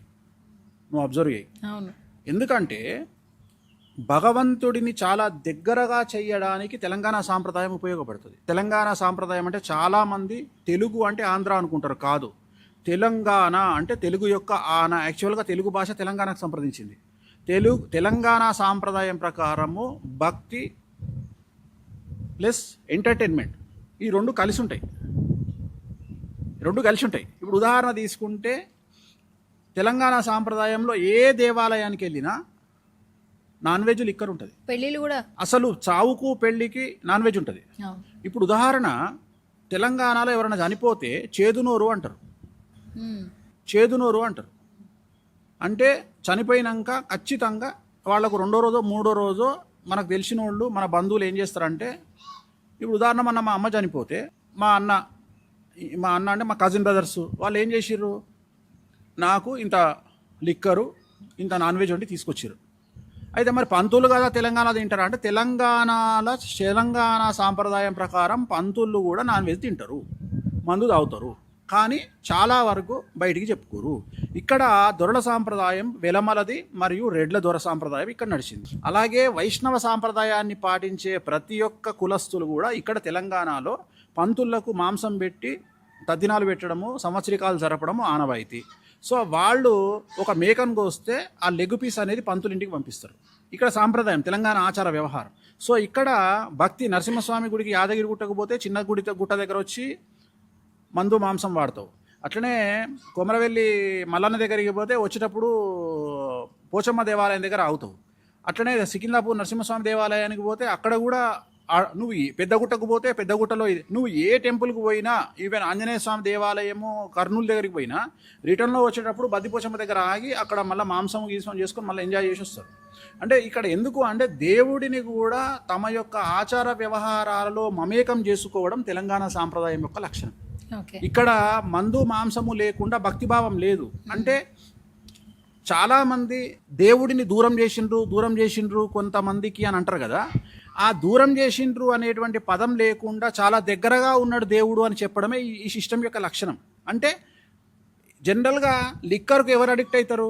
కొన్ని కులాల వాళ్ళే అవుతారు, సాంప్రదాయం అనుకున్న దాంట్లో. కానీ ఇక్కడ ఏమవుతుంది, నువ్వు మందు తాగుతున్నావు, మాంసం తింటున్నావు, దేవునితోనే అటాచ్ అవుతున్నావు, దేవుని దర్శనం చేసుకుంటున్నావు, దర్శనం కాగానే మందు తాగుతున్నావు, మాంసం తింటున్నావు, మళ్ళీ నువ్వు ఆనందంగా ఉంటున్నావు, అవసరం అనుకుంటే నువ్వు దేవుని ముందర డ్యాన్స్ చేస్తున్నావు, నువ్వు దేవుని దర్శనం అయిపోగానే డీజే పెట్టుకొని డ్యాన్స్ చేస్తున్నావు. సో ఇవన్నీ కూడా సాంప్రదాయాన్ని బట్టి ఉంటాయి. తెలంగాణ సాంప్రదాయం అందుకనే చాలా గొప్పది. తెలంగాణలో మందు, మాంసము, భక్తి మూడు కలిసి ఉంటాయి ఎప్పుడు. ఈ మూడింటిని విడదీసే పరిస్థితి లేదు. సమ్మక్క సారక్కైనా నువ్వు చూడు, అవి లేకుండా ఎక్కడా నడవదు. అందుకనే చాలామంది నాలాగా ఓపెన్గా మాట్లాడడానికి ఏదో అడ్డంకి వస్తుంది. కానీ అసలు మందు, మాంసము వీటిని దూరం చేసుకుంటే, ఇప్పుడు ఒక మనిషి ఎంతో కష్టాలలో ఉంటాడు, చనిపోతాడు. వాడు చనిపోయిన తర్వాత మన ఫ్యామిలీ చాలా కష్టాలలో ఉంటుంది, డిప్రెషన్లో ఉంటాడు, ఒక షాక్లో ఉంటాడు. ఆ షాక్ పోవాలంటే నీకేం కావాలి? తెలంగాణలో చావు జరిగితే ఆ ఇంట్లో ఆడవాళ్ళకు కూడా మందు ఇస్తారు. నేను అనేది ఏంటంటే దాన్ని మందు అని విషయం అనాలే కదా. మరి మందు అని ఎందుకు అన్నారు? మందు అంటే ఏంది? మన భాషలో మెడికల్ షాప్లో దొరికేది మందు. మరి దీన్ని కూడా మందు అని ఎందుకు అన్నావు? అంటే ఇది కూడా మెడిసిన్ లాగా పనిచేస్తుంది కాబట్టి దీన్ని మందు అన్నారు. సో దీన్ని నికరంగా మంచిగా పద్ధతిగా తాగితే ఇది కూడా డిప్రెషన్ నుండి బయటికి తీసుకొస్తుంది. సో ఈ సాంప్రదాయాలని చాలా డిఫరెంట్ సాంప్రదాయాలు ఏరియాని బట్టి ఉంటాయి. సో ఒక ఏరియాలో ఒక రకంగా ఆలోచిస్తారు, ఇంకో రకంగా ఆలోచిస్తారు. ఓకే. సో వేణుస్వామి గారు, ఇప్పుడు తెలంగాణలో ఉన్నటువంటి పూజా క్రతువుల గురించి ఇక్కడ ఏ విధంగా ఉంటుంది కొన్ని చాలా బాగా చెప్పారు. కాబట్టి ఇప్పుడు రీసెంట్గా ఒక కాంట్రవర్సీ నడుస్తోంది. ఒక సినిమా ప్రమోషన్కి సంబంధించి ఒక పూజ ఇడుపు కాగితం అనేది కొంతమంది ఏపీలో ఉన్న వాళ్ళకి ఆ పదానికి అర్థం తెలియదు. తర్వాత ఒక సినిమా వస్తుందని మాత్రమే తెలుసు. బట్ తెలంగాణలో ఇడుపు కాగితం అంటే విడాకులు అని అర్థం అంట. వాళ్ళు ఒక సినిమా ప్రమోషన్ దిశగా ఒక టైటిల్ లాంచ్ చేశారు. ఆ నెక్స్ట్ రోజు నుంచి ఎక్కడ చూసినా ఇడుపు కాగితం మీద కాంట్రవర్సీలు జరుగుతున్నాయి. ఆ పదం గురించి మాట్లాడుతున్నారు. సినిమాని తీసుకొద్దామని సినిమా టీం అనుకుంటుంటే ఇది కొంచెం డిఫరెంట్ వేలో కనిపిస్తూ ఉంది. ఇంకో కొంతమంది ఏమంటారంటే ఇవన్నీ ఇన్ని కాంట్రవర్సీ మధ్యన ఈ సినిమాను మొదలు పెడతారా, రిలీజ్ చేస్తారా లేదా అన్న అనుమానాలు కూడా వ్యక్తం అవుతున్నాయి. ఏం లేవు, ఎందుకు అనుమానాలు వస్తాయి? సినిమా అనేది సినిమా రకంగా చూడాలి. ఇప్పుడు సినిమా అనేది సినిమా రకంగా చూడాలి. ఇప్పుడు ఉదాహరణ పెద్ద సినిమా వచ్చింది, నాకు సినిమా అర్థం కాలేదు, చూసిన, అర్థం చేసుకోవడానికి ప్రయత్నం చేసిన. ఒక సినిమా అభిమానిగా పుష్ప సినిమా చూసిన, అర్థమైంది, అర్థం చేసుకోవడానికి ప్రయత్నం చేసిన. ఆ స్లాంగ్ మనకు అర్థం కాదు. జనరల్గా శ్రీకాకుళం స్లాంగు, చిత్తూరు స్లాంగు, పాతది 1970 స్లాంగ్ మనకు అర్థం కాదు. ఇప్పుడు అట్లా లేం మనం. ఆల్మోస్ట్ మన భాష మారింది. సో తెలంగాణలో మన బలగం అనే సినిమా వచ్చింది, బ్లాక్ బస్టరు, అతిపెద్ద హిట్. సో ఎన్ని రోజులు తెలంగాణను ఒక విలన్కు మాత్రమే పరిమితం చేసి తీసినటువంటి తెలుగు సినిమా వ్యవస్థ ఇక మీదట కూడా ఇక్కడ తెలంగాణలో కూడా సో తెలంగాణకు సంబంధించిన హీరోలు బయటకు వస్తున్నారు. సో చాలా వరకు దిల్ రాజు ప్రొడ్యూసర్ అయిన తర్వాత చాలా సిస్టమ్ మారింది. ఎందుకంటే దిల్ రాజు తెలంగాణ వాడిగా దిల్ రాజు వచ్చిన తర్వాత తెలంగాణ హీరోలు స్టార్ట్ అయ్యారు, తెలంగాణ ఆర్టిస్టులు స్టార్ట్ అయ్యారు. అట్లనే తెలంగాణ సినిమాలు కూడా కల్చర్ అనేటువంటిది స్టార్ట్ అవుతుంది. ఇప్పుడు నాకు తెలిసినటువంటి కొంతమంది ప్రొడ్యూసర్లు కూడా ఇప్పుడు సినిమా తీయబోతున్నారు. మన ఏమంటారు, పోతురాజు అని ఒక సినిమా రాబోతుంది. సో తెలంగాణ కల్చర్ మీద చాలా సినిమాలు వస్తున్నాయి. నేను అనే పాయింట్ ఏంటంటే సినిమా అనేది సినిమానగానే చూడాలి. రెండోది, ఇక్కడ విమర్శ అనేది ఎట్లుంది అంటే ఇడుపు కాగితము అనేది it is very easy to know. అంటే నేను ఏమంటున్నా అంటే ప్రతి భాషలోనూ ప్రతి యాసలోనూ చాలా రకాల అర్థం చేసుకునే విధానము మనకు అర్థం కాకపోవచ్చు. కొంతమంది స్పీడ్గా మాట్లాడతారు, ఒక్కొక్క భాష స్పీడ్గా యాస ఉంటుంది. శ్రీకాకుళంలో మాట్లాడే యాస మనకు అర్థం కాదు, బట్ అర్థం చేసుకోవడానికి ప్రయత్నం చేస్తాం. అట్లనే నెల్లూరు యాస ఒక టైపులో ఉంటుంది. రెండవది ఏంటంటే ప్రతి భాష ప్రతి రాష్ట్ర బార్డర్లోనూ మారుతుంది. ఉదాహరణ, చిత్తూరు మనము తమిళనాడు బార్డర్కి పోతే వాళ్ళు తమిళ్ తెలుగు రెండు మాట్లాడతారు, ఆ యాస వేరే ఉంటుంది. అలాగే బెంగళూరు కర్ణాటక మరియు ఆంధ్ర ప్రాంతానికి పోతే ఆ యాస వేరే ఉంటుంది. అట్లనే మహారాష్ట్ర, ఇప్పుడు తెలంగాణ మా బార్డర్లో, తెలంగాణ ఆదిలాబాద్ బార్డర్లో మా యాస ప్లస్ ఆ సిస్టమ్ వేరే ఉంటుంది. అట్లనే కర్నూలు బార్డర్కు పోతే రాయలసీమ మిక్స్ అవుతుంది. సో ఇది సహజం. ఇది ప్రతి 100 కిలోమీటర్లకు భాష దాన్ని రూపాంతరం మార్చుకుంటూ దాని స్టైల్ మార్చుకుంటూ పోతుంది. ఈ మధ్యకాలంలో మీ గురించి ఒక మాట వినిపిస్తోంది. కొంతమంది బడా వ్యాపారవేత్తలు వాళ్ళ కుటుంబాల్లో ఏదైనా పెళ్ళిళ్ళు జరిగినప్పుడు బిజినెస్ ప్రారంభోత్సవాలకి డబ్బులు ఇచ్చి మరీ పిలిపిస్తున్నారు అని. ఇది ఎంతవరకు వాస్తవం? అంటే వామాచారం చేసేవాళ్ళు ప్రపంచంలో, భారతదేశంలో చాలా తక్కువ మంది. సో తెలుగు రాష్ట్రాలకు సంబంధించి వామాచారం చేసినటువంటి వ్యక్తిని నేను ఒక్కడనే. వామాచారం అంటే వాళ్ళ ఉద్దేశం ఏంటంటే అమ్మవారు వచ్చి బ్లెస్సింగ్స్ ఇస్తుంది అని ఇక్కడ సిస్టమ్. జనరల్గా మాకు ఏమవుతుంది అంటే ఇప్పుడు ఏదైనా కొత్త షాప్ ఓపెనింగ్ జరుగుతుంది, లేకపోతే ఏదైనా పెద్ద వ్యాపారం, ఉదాహరణ 5 స్టార్ హోటల్ ఓపెన్ అవుతుంది, లేకపోతే ఒక బిగ్ ఫ్యాట్ వెడ్డింగ్ జరుగుతోంది. సో వాటికి ఒక అమ్మవారిని ఆహ్వానించినట్లుగా సాధకుడిని ఆహ్వానిస్తారు. జనరల్గా జరిగేది ఇది. కాకపోతే తెలుగు రాష్ట్రాల్లో ఇది నోటీస్ లేదు. ఇంతకుముందు అంటే ఇది సంప్రదాయం అనేది మన సంప్రదాయం కాదు, ఇది నార్త్ ఇండియా సంప్రదాయం. ఇప్పుడు ఎలాగైతే మనకు అక్షయ తృతీయ అనేది మన సంప్రదాయం కాదు, మనం ఓన్ చేసుకున్నాం. అట్లనే ఇప్పుడు నార్త్ ఇండియా సాంప్రదాయం కూడా మన తెలుగు రాష్ట్రాల్లో వచ్చింది. దానికి ఏం చేస్తారంటే పెళ్ళిళ్ళకు నన్ను పిలిచి ఆశీర్వదించమని అడగడము, ప్లస్ ఇంకోటి ఏంటంటే ఖచ్చితంగా ఈ పెద్ద పెద్ద వాళ్ళు ఏం చేస్తారంటే సెలబ్రిటీస్ ఈపులో కొట్టించుకుంటారు మాతోని, ఈపు మీద కొట్టించుకుంటారు మాతోని. నువ్వు కామాఖ్య వెళ్ళు, కామాఖ్యలో పూజ అయిన తర్వాత అమ్మాయిలను కూడా కొడతారు ఈపులో. అంటే ఇట్లా నువ్వు దండం పెడతావా అయ్యగారికి, వంగుతావు కదా. జనరల్గా వంగినప్పుడు ఏం చేస్తారు, ఎక్కడ దేవాలయంలో అయినా అక్షతలు తీసేస్తారు కదా. కామాఖ్యలో ఏం చేస్తారంటే ఈ చైన్ ఇట్లా పెట్టి ఈపులో కొడతారు 2 సార్లు. ఇక్కడ ఉద్దేశం ఏంటంటే నీకున్నటువంటి నెగిటివ్స్ అని పోవడానికి అమ్మవారి సాధకుడిగా, అంటే మేమేం తంత్ర మార్గంలో మేము ఆలోచిస్తామంటే మా కడుపులో అమ్మవారు ఉంటుంది అనేది మేము నమ్ముతాం సిద్ధాంతాన్ని. మేము నమ్మి ఏం చేస్తామంటే ఈ అమ్మవారికి మంత్లీ ఫీడింగ్ ఇవ్వాలి కాబట్టి, అంటే డైలీ ఫీడింగ్ ఎట్లిస్తామో మంత్లీ ఫీడింగ్ ఇవ్వాలి కాబట్టి ఈ అమ్మవారి కోసం ఒక మటను ఇంత మందు తాగాలి అనేది మా తాంత్ర సాధనలో ఉంటుంది. నువ్వు అబ్జర్వ్ చేయి. అంటే ఇప్పుడు అఘోరాలు ఉన్నారు, అఘోరాలు నువ్వు అబ్జర్వ్ చేస్తే నువ్వు కాశీకి పోయినా ఎక్కడికి పోయినా అఘోరాలు ఏం చేస్తారు, ఖచ్చితంగా గంజాయి తీసుకుంటారు నువ్వు అబ్జర్వ్ చేస్తే. సో ఇక్కడ ఉద్దేశం ఏంటంటే శివుడు గంజాయి తాగుతాడు అనేది వాళ్ళ నమ్మకం, అందుకని వాళ్ళు కూడా గంజాయిని తాగుతారు. సో శివుడి రూపంలోని వాళ్ళు ఊహించుకుంటారు. అట్లనే మేము అమ్మవారిని ఎవరైతే సాధకులం ఉంటామో, మేము ఎవరైతే కామాఖ్యను దశమహావిద్యలను తంత మార్గంలో వామాచారంలో మేము ఆరాధిస్తామో మాకు కంపల్సరీ నాన్ వెజ్ లిక్కర్ అవసరం. సో వాళ్ళ ఉద్దేశం ఏంటి అంటే సెలబ్రిటీస్ కానీ పెద్ద పెద్ద వాళ్ళు కానీ బిగ్ ఫ్యాట్ వెడ్డింగ్లు చేసుకునే వాళ్ళు కానీ డబ్బున్న వాళ్ళు కానీ ఏమనుకుంటారంటే ఈ అమ్మవారే వచ్చింది అని భావించి పిలుచుకొని ఈపులో కొట్టించుకుంటారు. అంటే ఇట్లా బ్లెస్సింగ్సే, కానీ జనరల్గా నువ్వు నెత్తి మీద బ్లెస్సింగ్ చూస్తావు. ఇప్పుడు మామూలుగా నేను తెలుగు వాళ్ళైతే నేను నెత్తి మీద ఇట్లా పెడతా చెయ్యి, ఎవరైనా ఇప్పుడు బాలయ్య బాబు కానీ పెద్ద పెద్ద వాళ్ళు నెత్తి మీద చేయబెట్టి ఆశీర్వదిస్తారు. కానీ ఇక్కడ ఏంటంటే వాళ్ళని ఇట్లా హెడ్ మీద చేయబెట్టి ఇట్లా ఉంచి ఇట్లా ఈపులో ఇట్లా ఒక దెబ్బేయడం అయిపోయింది అంతే. ఇది బ్లెస్సింగ్ ఇది. సో అమ్మవారే వచ్చి కొట్టింది, మాకేమైనా నెగిటివ్స్ ఉన్నాయి, మా మీద ఏమైనా ప్రయోగాలు జరిగినాయి పోయినాయి అనే ఉద్దేశంతో మనల్ని పిలిచి మనకు ఒక బట్టలు పెట్టి ఇన్ని డబ్బులు ఇచ్చి మనల్ని, అదేమైంది అంటే అట్లా కూడా మాకు ఇప్పుడు ఉదాహరణ. కాకపోతే అందుకని ఎవరి ఫంక్షన్ ఇచ్చినా నేను పోను. అంటే ఇప్పుడు ఏమవుతుంది అంటే అన్ని ఫంక్షన్లకు అటెండ్ అయితే ఈ హోదా మిస్ అవుతుంది. ఇప్పుడు కొన్ని నార్మల్ ఇన్విటేషన్స్ ఉంటాయి, కొన్ని స్పెషల్ ఇన్విటేషన్స్ ఉంటాయి. నార్మల్ ఇన్విటేషన్కి పోతున్నాము అంటే మన అటెండెన్సే గొప్పది. అక్కడ ఇక్కడ ప్రివిలేజ్ కాదు, నువ్వు సెలబ్రిటీగా పోతలేవు, నువ్వు అమ్మవారి ప్రతిరూపంగా పోతున్నావు అక్కడికి. అందుకని ఇది ప్రీషియస్. సో అందుకని ఎక్కడికి పడితే అక్కడికి నేను పోను. జనరల్గా నాకు ఫంక్షన్లు కూడా ఇప్పుడు నెలకు మన ఒక 50 వచ్చినాయి, పోలే నేను. సో డిఫరెంట్గా ఉంటుంది. ఓకే.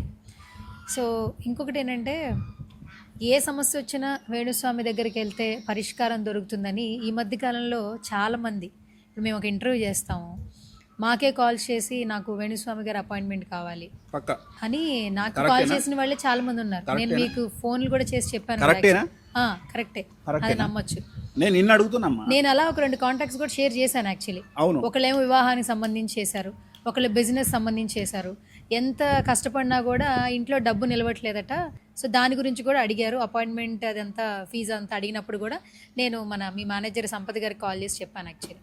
సో ఇంటర్వ్యూలు చేస్తున్న వాళ్ళకు కూడా వేణుస్వామిని కలవాలి, వేణుస్వామితో మాట్లాడాలి, వేణుస్వామి దగ్గరికి వెళ్తే ఏదో జరుగుతుందని ఒక ఇదిలోకి తీసుకొచ్చేసారు మీరు. ఈ ప్రయాణం ఎప్పటి నుంచి మొదలైంది, ఎన్నేళ్ల నుంచి మొదలైంది అసలు? అంటే ఇప్పుడు నమ్మకం వచ్చింది ప్రతి ఒక్కరికి, ఈ నమ్మకం రాకముందు ఎన్నేళ్ల సాధన ఇదంతా? ఎంత భయంకరంగా ఉంటుంది అంటే పేరు చెప్పలేను. నిన్నాక మన టీవీ ఇండస్ట్రీకి సంబంధించి అతి పెద్ద ఛానల్లో పనిచేసేటువంటి ఒక యాంకర్ హస్బెండ్ ఐసీయూలో ఉన్నాడు. ఇప్పుడు ఈరోజు 1 వీక్ నుండి ఉన్నాడు. కంటిన్యూగా ఆమె నాకు ఫోన్ చేస్తూ ఉంది, నేను లేను, బయట ప్రోగ్రాంలో ఉన్నా. సడన్గా నాకు మెసేజ్ పెట్టింది, మా వారు ఐసీయూలో ఉన్నారని. ఏడ్చుకుంటూ, నేను ఫోన్ చేయగానే ఏడ్చుకుంటూ మాట్లాడుతుంది. అసలు ఎంత బాధ అనిపిస్తుంది అంటే మామూలు బాధ అనిపించదు. ఆమె ఏమంటుంది అంటే, మీరు ఏదైనా చేయగలుగుతారు, బ్రతికించండి. అసలు అంటే ఆ జాతకుడికి యోగం లేకపోతే ఎట్లా బతుకుతాడు? మన ప్రయత్నం మనం చేస్తాం. ఆల్రెడీ అక్కడ ఆయన జాతకంలో అనారోగ్య సమస్యలు ఉన్నాయి, వాటిని మనం పూజ రెక్టిఫై చేసినాము, పూజ చెప్పినాము, చేసుకున్నారు, వచ్చిండ్రు, అన్నీ జరుగుతున్నాయి. సడన్గా తను ఒక 1 వీక్ బ్యాక్ కొలాప్స్ అయ్యిండు, ఐసీలో ఉన్నాడు. మన ఆఫీస్కి ఒక క్లయింట్ వచ్చింది, జాతకం చూసిన తర్వాత ఏడ్చుకుంటూ 2 కాళ్ళు పట్టుకొని మీరైతే ఏదన్నా అవుతుంది, మీరు ఏదైనా చేయగలుగుతారు. సో నేను ఎంతవరకు చేయగలుగుతా అంటే మ్యాక్సిమం సమస్య రాకముందు నాకుండే స్వేచ్ఛ 100%, కానీ సమస్య వచ్చిన తర్వాత నా స్వేచ్ఛ తగ్గుతూ వస్తుంది. ఉదాహరణ వాళ్ళకి అర్థమయ్యే భాషలో చెప్పాలంటే డాక్టర్ ఏమంటాడు, గంట ముందు తీసుకొచ్చింటే మేము బతికిచ్చేవాళ్ళం అంటాడు. సో మీదేనా అంతే? సో నేనేందంటే మీరు సమస్య, ఇది సమస్య, కానీ ఇక్కడ ప్రాబ్లం ఏమైంది, నన్ను విమర్శించడానికి నా స్టైల్ను విమర్శిస్తున్నారు. సో నేను ఎందుకు నెగిటివ్లు చెప్తున్నా, పెద్ద పెద్ద నష్టాలు జరగకూడదు అనే ఉద్దేశంతో నెగిటివ్లు చెప్తున్నా. సో నేను పాజిటివ్లు చెప్పను.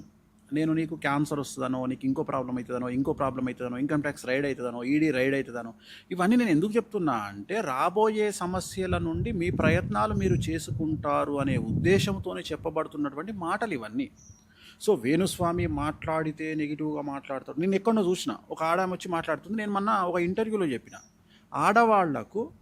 అందమైన ఆడవాళ్లకు 18 జాతి స్త్రీలకు సుఖ సంసారం అంటే కుటుంబ సౌఖ్యత ఉండదు అని చెప్పిన చెబుతూ దాని వెనకాల చాలా పాజిటివ్గా ఆడవాళ్ళ గురించి మాట్లాడి, ఇప్పుడు నేను ఎంత పాజిటివ్గా మాట్లాడినా నేను ఆడవాళ్ళ గురించి ఇందాక.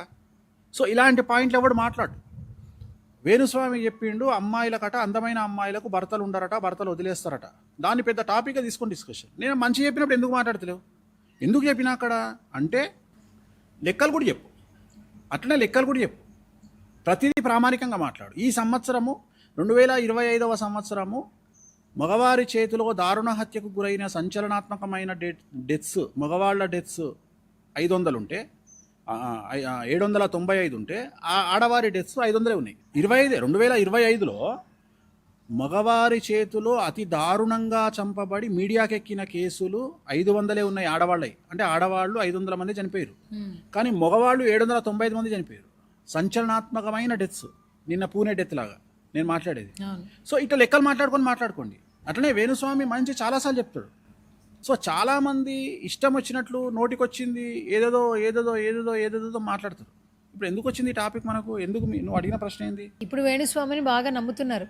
వేణుస్వామి దగ్గరికి వెళ్తే డబ్బు వస్తుంది, వేణుస్వామి దగ్గరికి వెళ్తే సక్సెస్ వస్తుంది, వేణుస్వామి దగ్గరికి వెళ్తే కెరీర్ ఉంటుంది అని ప్రతి ఒక్కళ్ళు నమ్ముతున్నారు. మరి ఇంత నెగిటివ్లో కూడా ఇది ఎందుకు వచ్చింది? ఇప్పుడు వేణుస్వామిని తిట్టేవాళ్ళు ప్రత్యేకమైన ఒక ఛానల్ ఉంటుంది, లేదా ఒక మనిషి ఉంటాడు, లేదా ఇంకెవరో ఉంటారు. ఎందుకు ఇంత వచ్చింది? ఇందాక నేను చెప్పినట్టుగా మౌత్ పబ్లిసిటీ. నువ్వు ఉన్నావు, నువ్వే చెప్పినావు 2 పంపించినావని.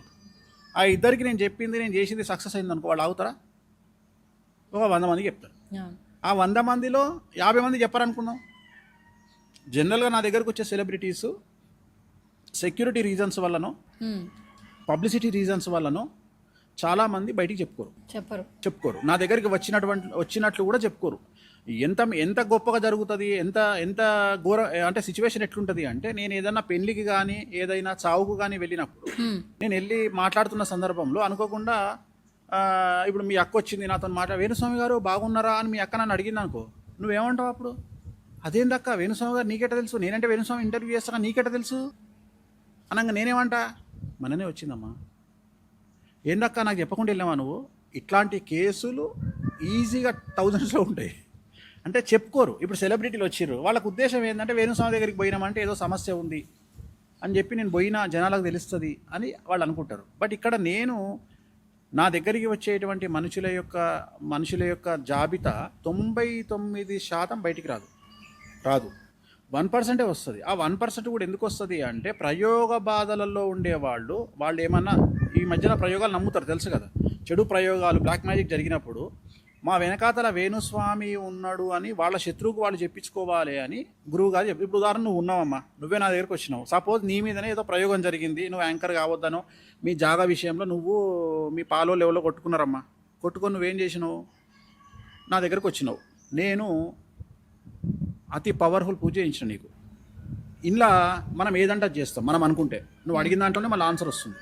ఎందుకు వస్తున్నారు వేణుస్వామి దగ్గరికి అంటే నీ సమస్యకు పరిష్కారం ఏందో డిసైడ్ చేసి ఆ పరిష్కారాన్ని తూచా తప్పకుండా పాటించి అదే పరిష్కారాన్ని అదే పరిహారాన్ని చేయించడం నా ప్రత్యేకత. నేను చేపించిన తర్వాత నువ్వేం చేసినావు? ఆ పూజ పేరు ఉదాహరణ శ్మశాన బలి అని, శ్మశాన కాళీ అని ఒక పూజ ఉంటుంది. ఆ శ్మశాన కాళీ అనే పూజ నీతో చేయించిన తర్వాత నువ్వేం చేస్తావు? టుడే మెట్ వేణుస్వామి డన్ శ్మశాన కాళీ పూజ అని నువ్వు రాసుకుంటావు, స్టేటస్లో పెట్టుకుంటావు. నీ ఉద్దేశం ఏంది? ఇది ఎవరు చూడాలనో వాడు చూడాలని పెట్టుకున్నావు. నిన్ను ఎవరైతే నీ ల్యాండ్ విషయంలో నిన్ను టార్చర్ పెడుతున్నారో వాళ్ళు ఈ ఫోటో చూడంగానే వాళ్ళు భయపడేది ఏంది? ఫస్ట్ వేణుస్వామి దగ్గరికి పోయింది అంటే వేణుస్వామి చేసే పూజలు మామూలు పూజలు కాదరా నాయన, మనం ఓడిపోతాం అని వాళ్ళకు భయం కలగాలి అని నువ్వు చేసినావు. నన్ను కూడా పెట్టుమన్నావు అనుకో. అసలే ఒక హీరోయిన్ వచ్చింది అనుకో, హీరోయిన్ వచ్చి నాకు చెప్పింది, గురూజీ నాకు నా మీద ఇంకో హీరోయిన్ల గుంపు ఏడుస్తుంది, నా మీద ప్రయోగాలు చేస్తున్నారు, మీరే పెట్టండి మీ సోషల్ మీడియాలో అన్నదనుకో, పబ్లిసిటీ నాకు కూడా వస్తుంది కదా అనేటువంటి ఒక యావతో నేను పెడతా. అంతే తప్ప అందరు పూజలు పెట్టా. నా దగ్గరికి మినిస్టర్లు వస్తారు, సెలబ్రిటీలు వస్తారు, డాన్లు వస్తారు, పెద్ద పెద్ద డాన్లు వస్తారు, చాలామంది డాన్లు వస్తారు, మా బాంబే డాన్లు వస్తారు, ఎవరెవరో వస్తారు, అందరికీ పెట్టా కదా నేను. సో ఈ మౌత్ పబ్లిసిటీ అనేది జనాల్లోకి వెళ్ళి జనాల్లో ఒక క్లారిటీ వచ్చింది, ఇలాంటి పూజలు చేయగలిగిన శక్తి వేణుస్వామికి ఉంది. ఓకే, అందుకని వేణుస్వామిని నమ్ముకుంటూ నా దగ్గరకు వస్తున్నారు. ఇప్పుడు ఈ పూజలు ఇవన్నీ కొంచెం పక్కన పెడితే ప్రతి ఒక్కరి లైఫ్లో మనం ఒక పని మొదలు పెట్టేటప్పుడు సక్సెస్ అవ్వాలని మొదలు పెడతాం.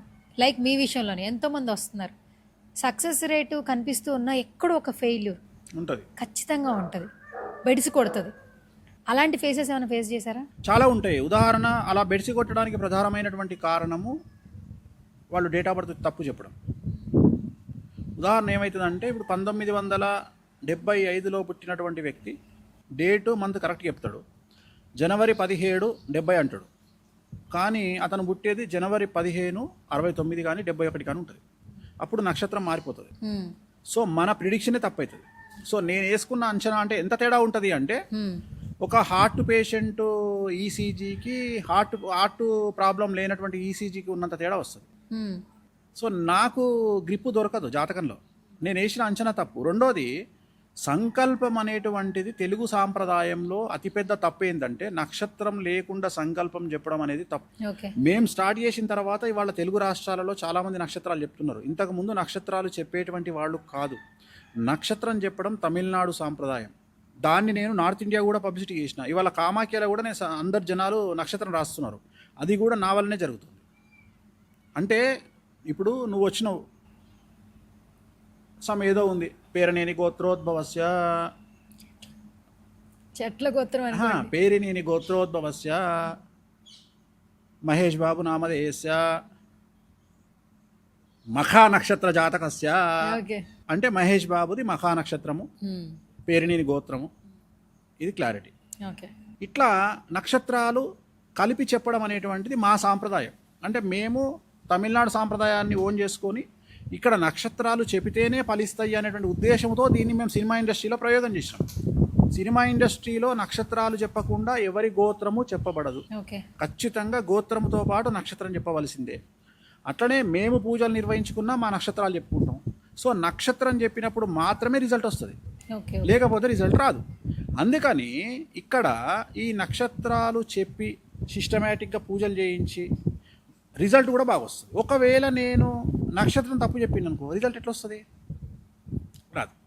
ఉదాహరణ, ఇప్పుడు ఉదాహరణ ఏదో మేషరాశి అశ్విని నక్షత్రము, అది మీనరాశి అయిందనుకో, రిజల్ట్ ఎట్లా వస్తుంది?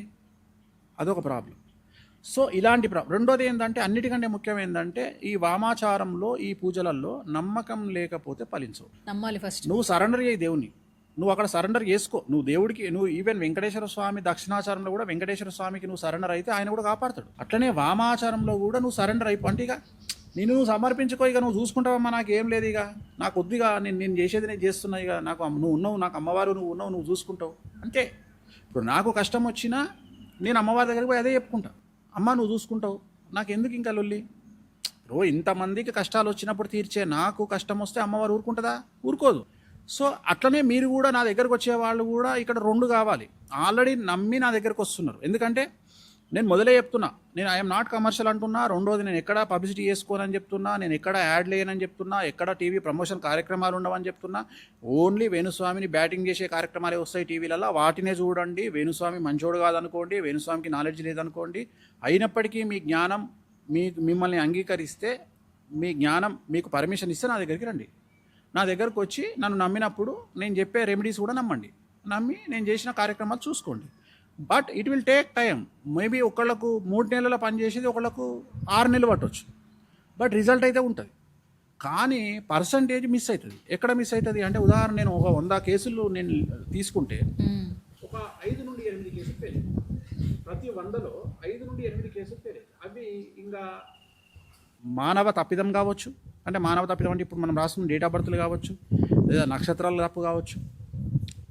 కొన్నిసార్లు మనకు నాలెడ్జ్ లేక, ఇప్పుడు ఉదాహరణ అమెరికాలో మార్నింగ్ 8 o'clock పుట్టిర్రు అంటే టైం డిసైడింగ్ ఫ్యాక్టర్ డిఫరెంట్గా ఉంటుంది.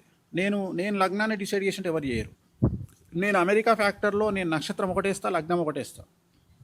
అంటే చాలా డిఫరెంట్గా ఆలోచించాల్సి వస్తుంది. అంటే ఎంత తేడా ఉంటుంది అంటే, పొద్దున సూర్యుడు ఉంటాడు, రాత్రి చంద్రుడు ఉంటాడు. ఈ రెండింటిని నువ్వు డిసైడ్ చేసి మధ్యాహ్నం చంద్రుడు కనిపిస్తాడా? కనిపించాడు. క్వశ్చన్ చేస్తే నువ్వు అడిగినావు అనుకో, చంద్రుడు ఉన్నాడా స్వామి అంటే, ఉన్నాడు కానీ కనిపిస్తలేడు. సో అంత తేడా ఉంటుంది అనలైజేషన్లో. ఆ టైమింగ్ వేయడం వల్ల నక్షత్రం మారిపోతుంది. ఎందుకంటే 12 గంటల పాటు మనం ఒక సమయాన్ని మారుస్తున్నాము అంటే 12, 6, 6×2=12 అంటే 6 లగ్నాలు మారుతున్నాయి ఒక పుట్టినటువంటి మనిషివి. సో ఇలాంటి ఎక్కడైనా మిస్టేకులు జరిగినప్పుడు అచీవ్ చేయలేము.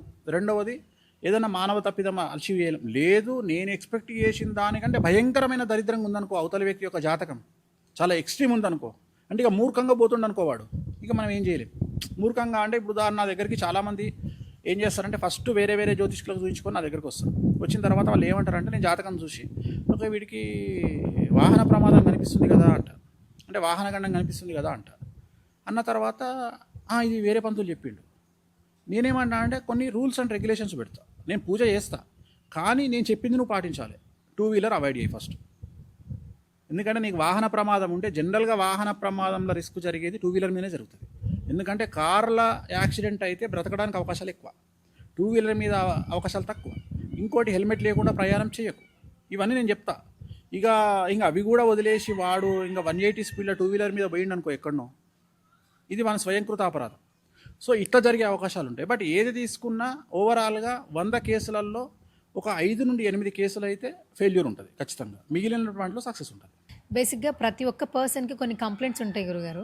ఒక్కొక్కరు ఒక్క సమస్యతో వస్తుంటారు. కొంతమంది ఏంటంటే, నాకు నరదిష్టి ఎక్కువ ఉంది, నరాతరిష్టి ఎక్కువ ఉంది, శత్రుత్వం ఎక్కువ అయిపోతుంది, సో నేను తగ్గించుకోవాలి ముందుకెళ్ళాలంటే, మరి దానికి మీరు పూజలు చేస్తారా అంటుంటారంట చాలామంది. ఇంటి వీటికి కూడా పూజలు ఉంటాయా, మీరు చేస్తారా?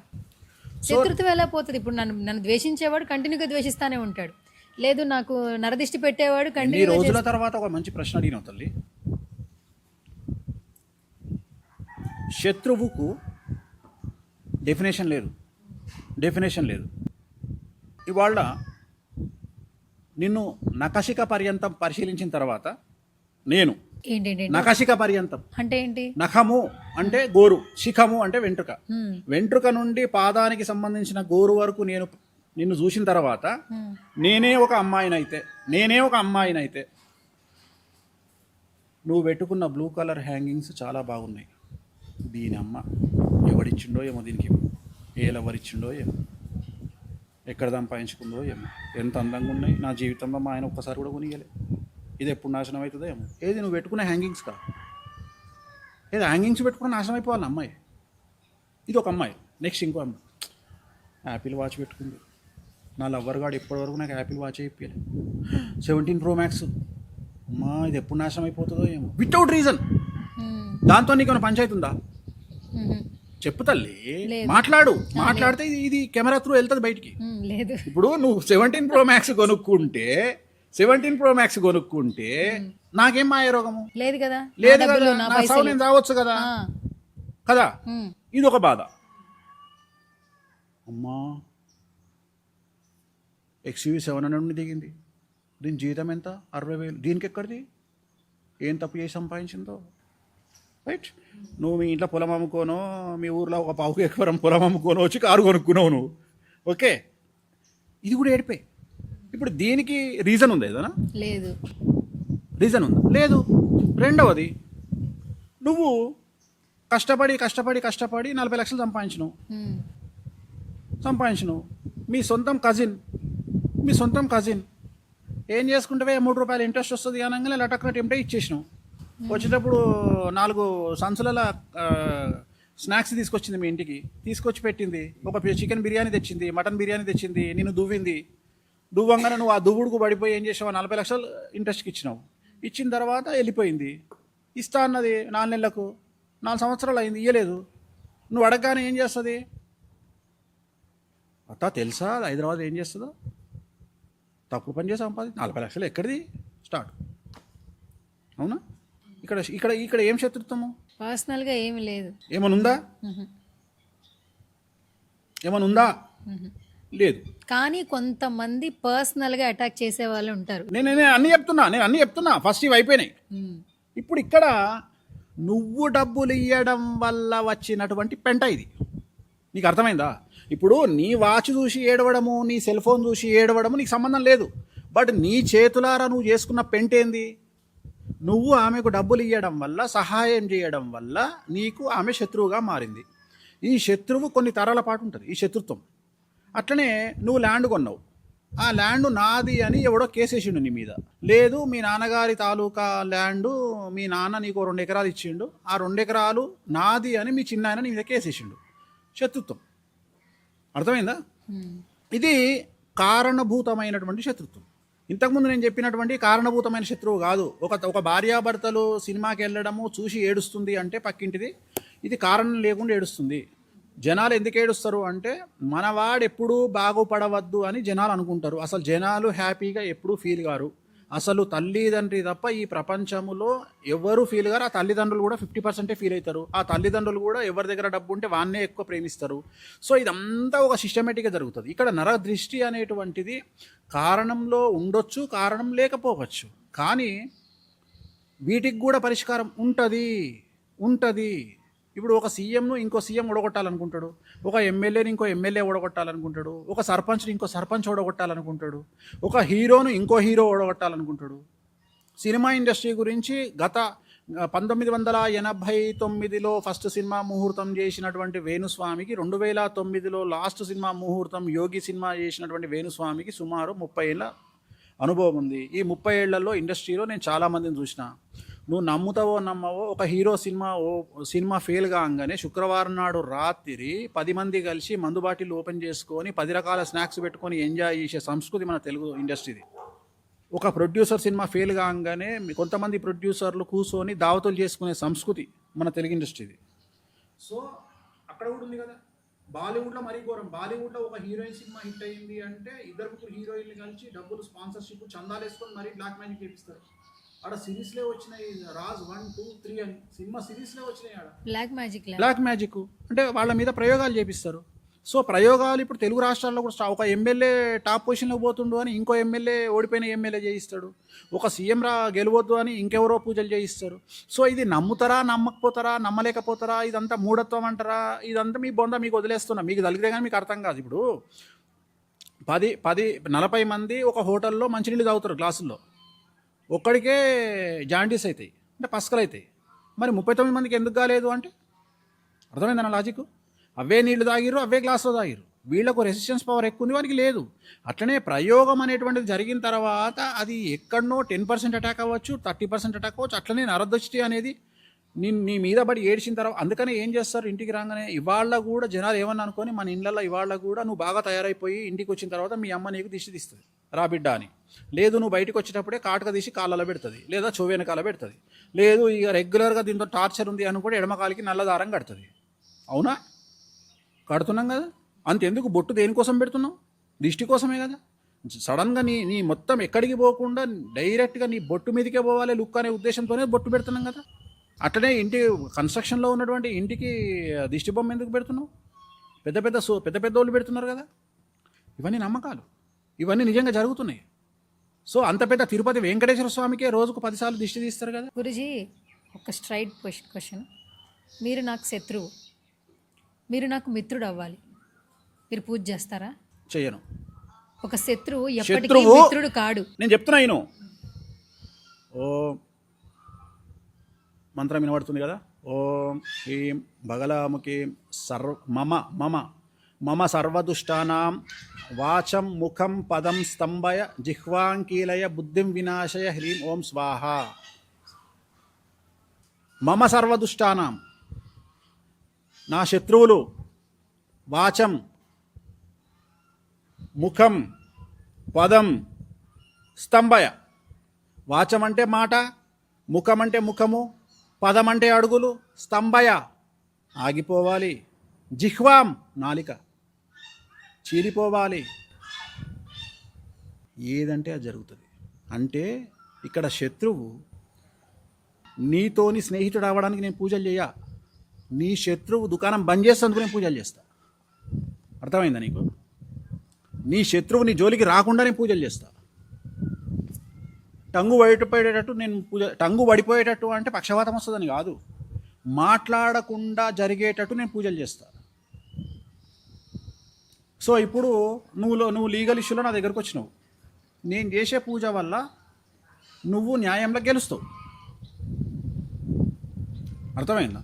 ఇందాక మంత్రంలో లాస్ట్ది మర్చిపోయినాం, బుద్ధిం వినాశయ. బుద్ధిం వినాశయ అంటే వాడి బ్రెయిన్ పని చేయకుండా పిచ్చి పనులు చేసేటట్టు చేస్తాం. అంటే ఒక అమ్మాయిని రేప్ చేసేటట్టు చేస్తాం. ఉదాహరణ, మనం చేసే పూజల వల్ల వాడు ఒక అమ్మాయిని చూసి టక్కున రాంగ్ స్టెప్ వేసి దాన్ని రేప్ అటెంప్ట్ చేసినట్టు ఏమవుతుంది? జైలుకు పోతాడు. సో ఏదో ఒక పిచ్చి పని చేసేటట్టు మనం చేసేటువంటి పూజ యొక్క ఫలితము వాడి ముఖం మీదనో, వాడి నాలుక మీదనో, వాడి మాట మీదనో, వాడి బుద్ధి మీదనో ప్రయోగం జరిగి వాడు చేసే పిచ్చి పనుల వల్ల వాడు డ్యామేజ్ అవుతాడు. ఆ డ్యామేజ్ ఎట్లుంటుంది అంటే నీకు వ్యతిరేకంగా మళ్ళీ జిందగీలో మాట్లాడిగా. ఇది బగాలముఖి మూలమంత్రం యొక్క అర్థం. ఇది ప్రూవ్డా? ఎందుకంటే ఎంత ఓపెన్గా కెమెరాల ముందు ఫస్ట్ నుంచి ముఖం మీద మాట్లాడుతున్నారు మీరు. నేను చెప్పింది నమ్మకండి, వేణుస్వామి మాటలు నమ్మొద్దు, చాట్ జీపీటీని నమ్మండి. చాట్ జీపీటీని అడగండి, ఓపెన్ చేయండి. బగాలముఖి పూజ, బగాలముఖి అమ్మవారు ఏం చేస్తుందని అడగండి. మంత్రంతో సహా ఇస్తాడు వాడు చాట్ జీపీటీలో.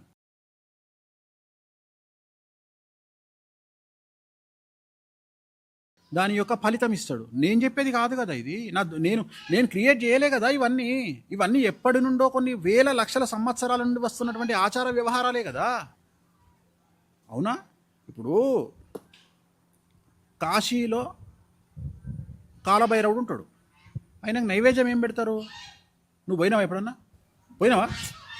వెళ్ళలేదు. ఇక నేను నీకు ఏం చెప్పాలి? ఇక నేను పోయినావు నడితే చెప్తాడు. కాశీలో ఏం పెడతారా అంటే సారా పోస్తారు, బంగు పెడతారు,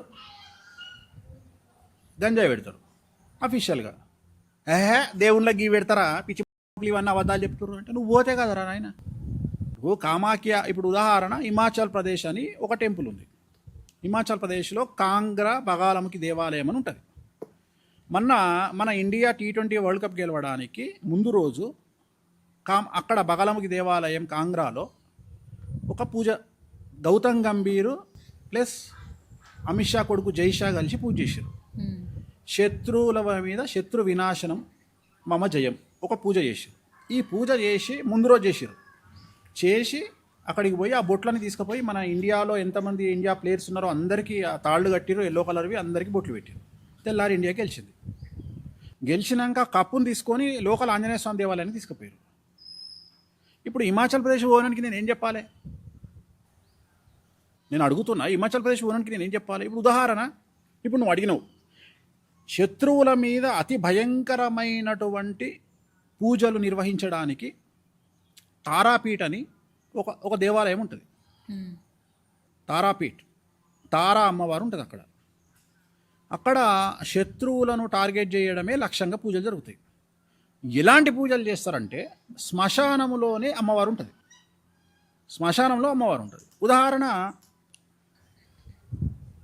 ఇప్పుడు నా ముందర అమ్మవారు ఉంది, అమ్మవారు నుండి 100 అడుగులు వేయగానే లెఫ్ట్ సైడ్ శ్మశానం ఉంటుంది. అక్కడ ప్రత్యేకత ఏంటంటే అమ్మవారికి అక్కడ శ్మశానములో ఒక డెడ్ బాడీ దహనం అయ్యే వరకు అమ్మవారికి నైవేద్యం పెట్టరు. కానీ ప్రతిరోజు 12:55 లోపు ఒక డెడ్ బాడీ వస్తుంది. అక్కడ దహనం స్టార్ట్ కాగానే ఇక్కడ అమ్మవారికి నైవేద్యం పెడతారు. మొత్తం నాన్ వెజ్ అమ్మవారికి. అక్కడ స్పెషాలిటీ ఏంటంటే హై రికమెండేషన్ చేస్తే మనకు డెడ్ బాడీ దగ్గర పూజ చేసే అవకాశం దొరుకుతుంది. అంటే ఎదురుగా డెడ్ బాడీ దహనం అవుతుంటే నువ్వు పూజ చేస్తావు.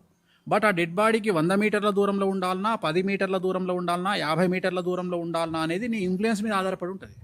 నీకు ఇన్ఫ్లుయెన్స్ లేదు, ఒక 1000 గజాల దూరంలో పూజ ఉంటుంది. నీకు ఇన్ఫ్లుయెన్స్ ఉంది 500 గజాలు, నీకు ఇంకా ఇన్ఫ్లుయెన్స్ ఉంది, నువ్వు పెద్ద పెద్ద వాళ్ళతో చెప్పించుకున్నావు 100 మీటర్ల దూరం, ఇంకా ఇన్ఫ్లుయెన్స్ ఉంది 50 మీటర్ల దూరం, ఎదురుగా డెడ్ బాడీ దహనం అవుతుంటే ఇక్కడ పూజ జరుగుతుంది.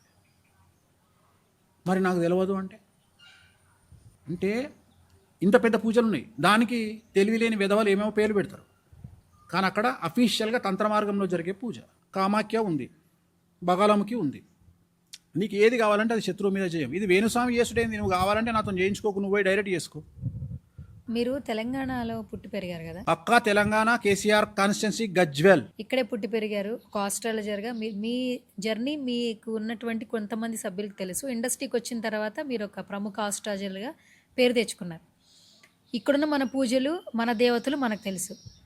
కామాఖ్య అమ్మవారిని ఇక్కడ పరిచయం చేశారు. ఇప్పుడు మీరు మాట్లాడే ప్రతి మాటలు, ప్రతి పూజలు చూస్తుంటే ఓ బుక్లోనో లేదంటే ఒక హిస్టరీలోనో చూస్తే తెలిసే విషయాలు, కామన్ మ్యాన్కి తెలిసే విషయాలు. కరెక్ట్ మాట్లాడినావు, చాట్ జీపీటీ అడిగితే చెప్పే విషయాలు. ఇవన్నీ మీరు ఎలా ఎక్స్పీరియన్స్ చేశారు? ఇప్పుడు ఏదైనా ఒక నష్టం జరుగుతుందంటే ఆ నష్టం పూరించుకోవడం కోసం మన దగ్గర డాక్టర్లు ఉంటారు. FRCS లండన్ మన దగ్గర MBBS అయిపోయింది, PG జనరల్ మెడిసిన్ చేసిండు. మరి లండన్కి ఏం పని ఉంది? అయిపోయింది కదా, ఇంకా లండన్లో ఏం పని ఉందా నీకు? ఎందుకు పోయినావు లండన్కు? ఎక్స్పీరియన్స్, ఏదో చెయ్యాలి అనేటువంటి ఆశ, ఏదో చెయ్యాలి అనేటువంటి కసి. సో అందరు జ్యోతిష్యులాగానే నేను ఆలోచన చేయాల. ఇప్పుడు కామాఖ్యలో తెలుగు రాష్ట్రాలకు సంబంధించిన 100 మంది జ్యోతిష్యులు కామాఖ్యలో పూజలు చేస్తారు, కామాఖ్యలో దున్నపోతు బలులు ఇస్తారు, కామాఖ్యలో మేక బలులు ఇస్తారు. అన్నీ చేసి ఇక్కడికి వచ్చి ఏం చెప్తారు తెలుసా? మేము బలులు ఇవ్వమంటారు. అది నీ భయం. నా క్లయింట్లు కొంతమంది వాళ్ళతో పూజలు చేయించుకున్న క్లయింట్లు కూడా సరిగా వర్కౌట్ కాకపోతే మళ్ళీ నాకు ఫోన్ చేసి అసలు ఇది చేసిరా చేయలేదా స్వామి అంటారు, అడుగుతారు. ఎందుకు అని అడిగిన నేను. ఒక ఆస్ట్రాలజరు హైదరాబాద్లో ఉంటాడు. ఆయన ఏం చేసిండంటే ఆయనకు పూజ చేసిండు. పూజ చేసిన తర్వాత నా డిబేట్ వచ్చింది ఒకసారి. నా డిబేట్ వచ్చి ఏమంటాడు అంటే, కామాఖ్యాల దక్షిణాచారం ఉంటుంది, వామాచారం ఉంటుంది, 2 ఉంటాయి. మీరు నాన్ వెజ్ బలి ఇవ్వచ్చు, ఇవ్వకపోవచ్చు. దక్షిణాచారం బలి కూడా ఇవ్వచ్చు. ఓకే, ఇవ్వచ్చు. కామాఖ్యలో బలులు ఇవ్వకుండా పూజ చేసుకునే విధానం కూడా ఉంది. నేను సాయిని, సంసారిని, శుద్ధపూసను నేను బలులు ఇయ్యా నువ్వు అనుకుంటే ఒక చెరుకు గడ, ఒక గుమ్మడికాయతోని అక్కడ పూజ చేస్తారు. రిజల్ట్ వస్తుంది రాదు అమ్మవారికి తెలుసు, నీకు తెలుసు. సో ఇదే మాట ఆయన చెప్పినాక ఈయనతో పూజ చేయించుకున్న క్లయింట్ నాకు ఫోన్ చేసి ఏమన్నాడు అంటే, స్వామి నాకు డౌట్ వస్తుంది, నా దగ్గరనేమో వీడు డబ్బులు తీసుకొని నాకు లైవ్ పెట్టిండు, దున్నపోతు బలి ఇచ్చింది, నాకు వీడియో చూపించిండు, మరి ఇవన్నీ చూపించిండు, ఈడ కెమెరా ముందుకు వచ్చి మిమ్మల్ని వ్యతిరేకిస్తున్నాడు ఈ జ్యోతిష్కుడు. అసలు వీడు నాకు మరి వామాచారంలో చేసిండా, దక్షిణాచారంలో చేయించిండా? అర్థమైందా నీకు? అంటే వాడు అవద్దని చెప్తే నేనేం చేయాలంటే, వాళ్ళు నాకు ఫోన్ చేసినప్పుడు తెలుస్తుంది, నువ్వు కూడా ఆడ పూజలు చేయించినవా? సో అక్కడ పంతులు చెప్తారు కదా నాకు. నేను పోగానే ఓ హైదరాబాద్ సే ఓ పండిట్జీ ఆకే కల్ బైన్సాకా బలి కరికే చెలేగయా అని చెప్తారు. అంటే దున్నపోతు బలి. అక్కడ హయ్యెస్ట్ బలులు 8. అంటే ఒకేసారి ఇవ్వగలిగినటువంటి బలులు ఇక్కడ చెప్తుంటారు కదా, లక్షల పూజలు అవుతాయి. ఏదో నా కొడుకులకు తెలియంది ఏంటంటే, 1,50,000కు దున్నపోతు బలి, 1,50,000 ఇంటూ 8 ఎంత అయిందమ్మా? 11 లక్షలు అయింది. ఓన్లీ 11 లక్షలు సింగిల్ పూజ ఆడ. నువ్వు చేసుకుంటే పెద్ద పూజ నేను మాట్లాడేది. నువ్వు చిన్న పూజ పోయి ఇప్పుడు 25,000కు మేక బలి ఉంటుంది, 1,50,000కు దున్నపోతు బలి ఉంటుంది. మొత్తం బలులు అక్కడ 8 బలులు. ఇంకా కావాలి అంటే 10 బలులు హయ్యెస్ట్ బలులు. 10 బలులు చేస్తే 15 లక్షలు అవుతుంది. సో చాలా ఖర్చు ఉంటుంది.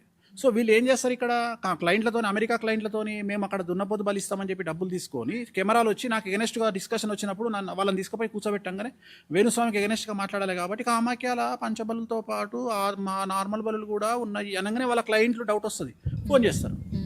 ఫోన్ చేసి నాకు ఏంది గురువు గారు అని ఇట్లా అడుగుతారు. అంటే అందరూ ధైర్యంగా చెప్పుకోవాలని రూల్ ఏం లేదు.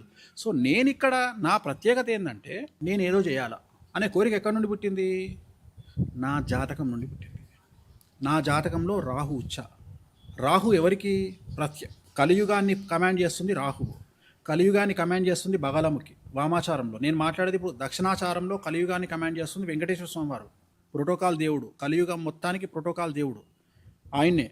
కానీ కలియుగాన్ని వామాచారంలో కమాండ్ చేస్తూ ఉంది. అంటే మనిషికి వచ్చినటువంటి అతిపెద్ద కష్టాలను తొలగించేటువంటి శక్తి బాలాముఖి అమ్మవారికి ఉంది.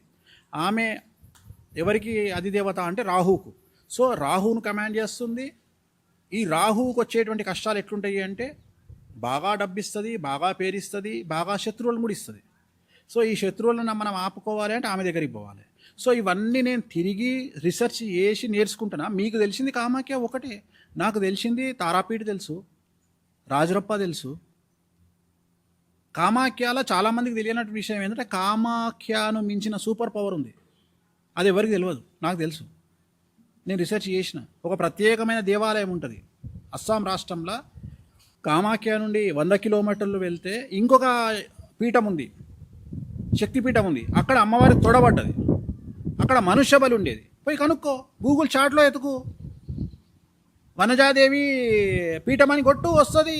వనజాదేవి పీఠంలో అమ్మవారికి మనుషులను బలిచ్చేవాళ్ళు అని క్లియర్గా చూపిస్తుంది. ఒకప్పుడు ఇంకో భాగం పోయి శ్రీలంకలో పడ్డది, ఇంకో భాగం పోయి బంగ్లాదేశ్లో పడ్డది, చూసుకో. సో నీకు వాటి మీద ఎంక్వైరీ ఉండాలి, నీ దగ్గరకు వచ్చే జనాలను సాటిస్ఫై చేయాలి, నీ క్లయింట్లకు సంబంధించిన సమస్యలను పరిష్కరించాలి అనేటువంటి నీకు ఉత్సుకత ఉండాలి. రెండోది, వీటిల్లో మాకు సమస్యలు వస్తాయి, మా హెల్త్ డ్యామేజ్ అవుతుంది, కొన్ని సందర్భాలలో మా ప్రాణానికి కూడా అపాయం జరుగుతుంది.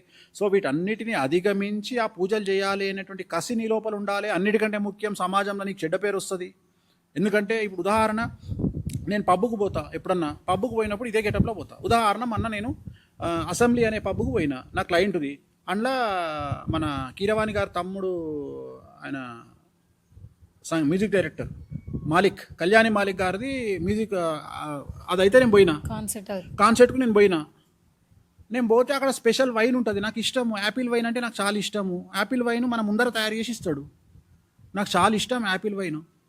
యాపిల్ వైన్ 3 గ్లాసులు తెప్పించుకుని తాగిన. నేను నాకు నచ్చిన స్టార్టర్స్ తిన్నా. ఆ శుక్రవారం కాబట్టి నేను నాన్ వెజ్ తినలే. నేను శుక్రవారం నాన్ వెజ్ తినలే. ఇంత ధైర్యంగా ఎవడు చెప్తాడు, ఇంత ధైర్యంగా ఓడిపోతాడు. కూసాలు కదిలిపోతాయి, గిలగిల కొట్టుకుంటారు. నేను డైరెక్ట్గా పోయి కూర్చుంటా పబ్బులా. నేను అఫీషియల్ కదా, నేను దొంగతనం చేయ కదా. నా కడుపులో అమ్మవారు ఉందని ఫీల్ అయినప్పుడు ఆమెకు ఫీడ్ ఇవ్వాలి నాన్ వెజ్, ఆమెకు ఫీడ్ ఇవ్వాలి లిక్కరు అనేది నా బాధ్యత, నేను ఇస్తా. రెండోది, బాధ్యత రుబాబో చెప్తున్నా, తెలంగాణలో పుట్టిన నా కల్చర్ ఇక్కడ మందు మాంసం, నా కల్చర్ బరాబరి చెప్పుకుంటా. మందు మాంసం లేనిది ఇక్కడ భక్తి లేదు. ఏ గుడిలో మందు మాంసం లేదో నాకు చూపితూపా. తెలంగాణ మొత్తం తిరుగుదాం, తెలంగాణ బోనాలు తిరుగుదాం, తెలంగాణ టెంపుల్ తిరుగుదాం. ఆచార వ్యవహారాలు భయ్, నేను పుట్టింది ఇక్కడనే. నాకు చిన్నప్పటి నుండి నేను మా నాయన పూజ చేసిన గుళ్ళ కూడా మాకు షేర్ ఇద్దరు. మటన్ ఎవరైనా ఒక మటన్ కొడితే వాడు ఒక 2 సప్పాలు తెచ్చి మా ఇంట్లో ఇచ్చిపోతుండే. సో నా కల్చర్ ఇది. నేను ధైర్యంగా చెప్పుకుంటున్నాను తెలంగాణ కల్చర్ అని, నాకు భయపడాల్సిన అవసరం లేదు. కానీ నేను తెలంగాణ వాడిని నేను చెప్పుకుంటున్నాను. తెలంగాణ నేను తెలంగాణ క్యాబ్ ముసుగేసుకొని నన్ను టార్చర్ చేసినప్పుడు నేను తెలంగాణ వాడిని అని చెప్పి నేను తెలంగాణ జనాల్ని నేను తెచ్చుకోలే. నా అమ్మవారిని నమ్ముకొని నేను ఫైట్ చేసిన. సో ఐ ప్రూవ్డ్, అన్నిట్లలో ప్రూవ్ చేసుకొని అన్ని రకాలుగా చరిత్రను ఎక్స్పీరియన్స్ చేసి, అన్ని రకాల దేవతలను ఎక్స్పీరియన్స్ చేసి, నువ్వు ఇన్ని ప్రశ్నలు అడిగినావు. ఓన్లీ కామాఖ్య గురించి అడిగినావు. నీకు రాజరప్ప అంటే ఏందో తెలియదు, నీకు కాంగ్రా హిమాచల్ ప్రదేశ్లో కాంగ్రా అమ్మవారు అంటే తెలియదు, నీకు రాజరప్ప అమ్మవారు అంటే తెలియదు, అవునా? నీకు ఉగ్ర తార అంటే తెలియదు. సో వీళ్ళందరూ ఎక్కడున్నారు? వేణుస్వామి రీసెర్చ్ చేసిండు. చాలామంది జనాలు ఏమనుకుంటారు, నీతో పాటు నాకు తెలిసిన 199 మందికి వేణుస్వామికి కామాఖ్యనే తెలుసు అనుకుంటారు. కామాఖ్య కాకుండా ఇంకా అతిపెద్ద శక్తి దేవాలయాలు, శక్తి పీఠాలు అంటలే నేను, శక్తి దేవాలయాలు, తంత్ర మార్గంలో నడిచే దేవాలయాలు, నాన్ వెజ్ ఇక్కడ పెట్టే దేవాలయాలు, శ్మశానంలో కూడా పూజలు చేయించబడే దేవాలయాలు, శ్మశానంలోనే ఉన్న అమ్మవారు ఉన్న దేవాలయాలు చాలా ఉన్నాయి. వాటికి కూడా నేను పూజలు చేయిస్తా, వాటి దగ్గర కూడా పూజలు నిర్వహిస్తా. సరే గురుగారు, ఓపెన్గా క్వశ్చన్. సబ్జెక్ట్ నేర్చుకుంటున్నారు, ఎక్కడెక్కడికో వెళ్తున్నారు, ఎక్కడ ఏ దేవతలు ఉన్నారు, ఏ పూజ చేస్తే వాళ్ళకి ఉపయోగం కలుగుతుంది, ఆల్మోస్ట్ అన్నీ చెప్పేస్తున్నారు మీరు. సమస్య, సక్సెస్సా, ఫెయిల్యూరా, కష్టమా, మనిషి చావా బతుక, అన్నీ చెప్పేస్తున్నారు. ప్రతి ఒక్కరికి తెలిసిన విషయం ఏంటంటే చావు పుట్టుక ఎప్పుడో నిర్ణయం అయిపోయింది, మనం దాన్ని ఫాలో అవుతాం అనేది. అది నిజం, ఓపెన్గా చెప్పాలనుకుంటే. నీకు నిజం, నాకు కాదు. అంటే ఇప్పుడు చావును కూడా ఆపగలరా? నువ్వు అడుగు, నువ్వు ప్రశ్న అడుగు, చెప్తా. ఓకే, సో ఇప్పుడు ఏంటంటే మెయిన్గా ఈ వ్యక్తి జీవితం జాతకం మీ దగ్గర తీసుకొస్తే వాళ్ళ జీవితంలో ఇంకా జరగని చేంజెస్ కూడా మీ పూజల వల్ల చేస్తారా? ఇంకొకటి, మీరు చేస్తుంది బిజినెస్సా, సోషల్ సర్వీసా? సోషల్ సర్వీస్ చేయడానికి నేనేమన్నా సమాజ సేవ చేస్తున్నాను, బిజినెస్సే చేస్తా.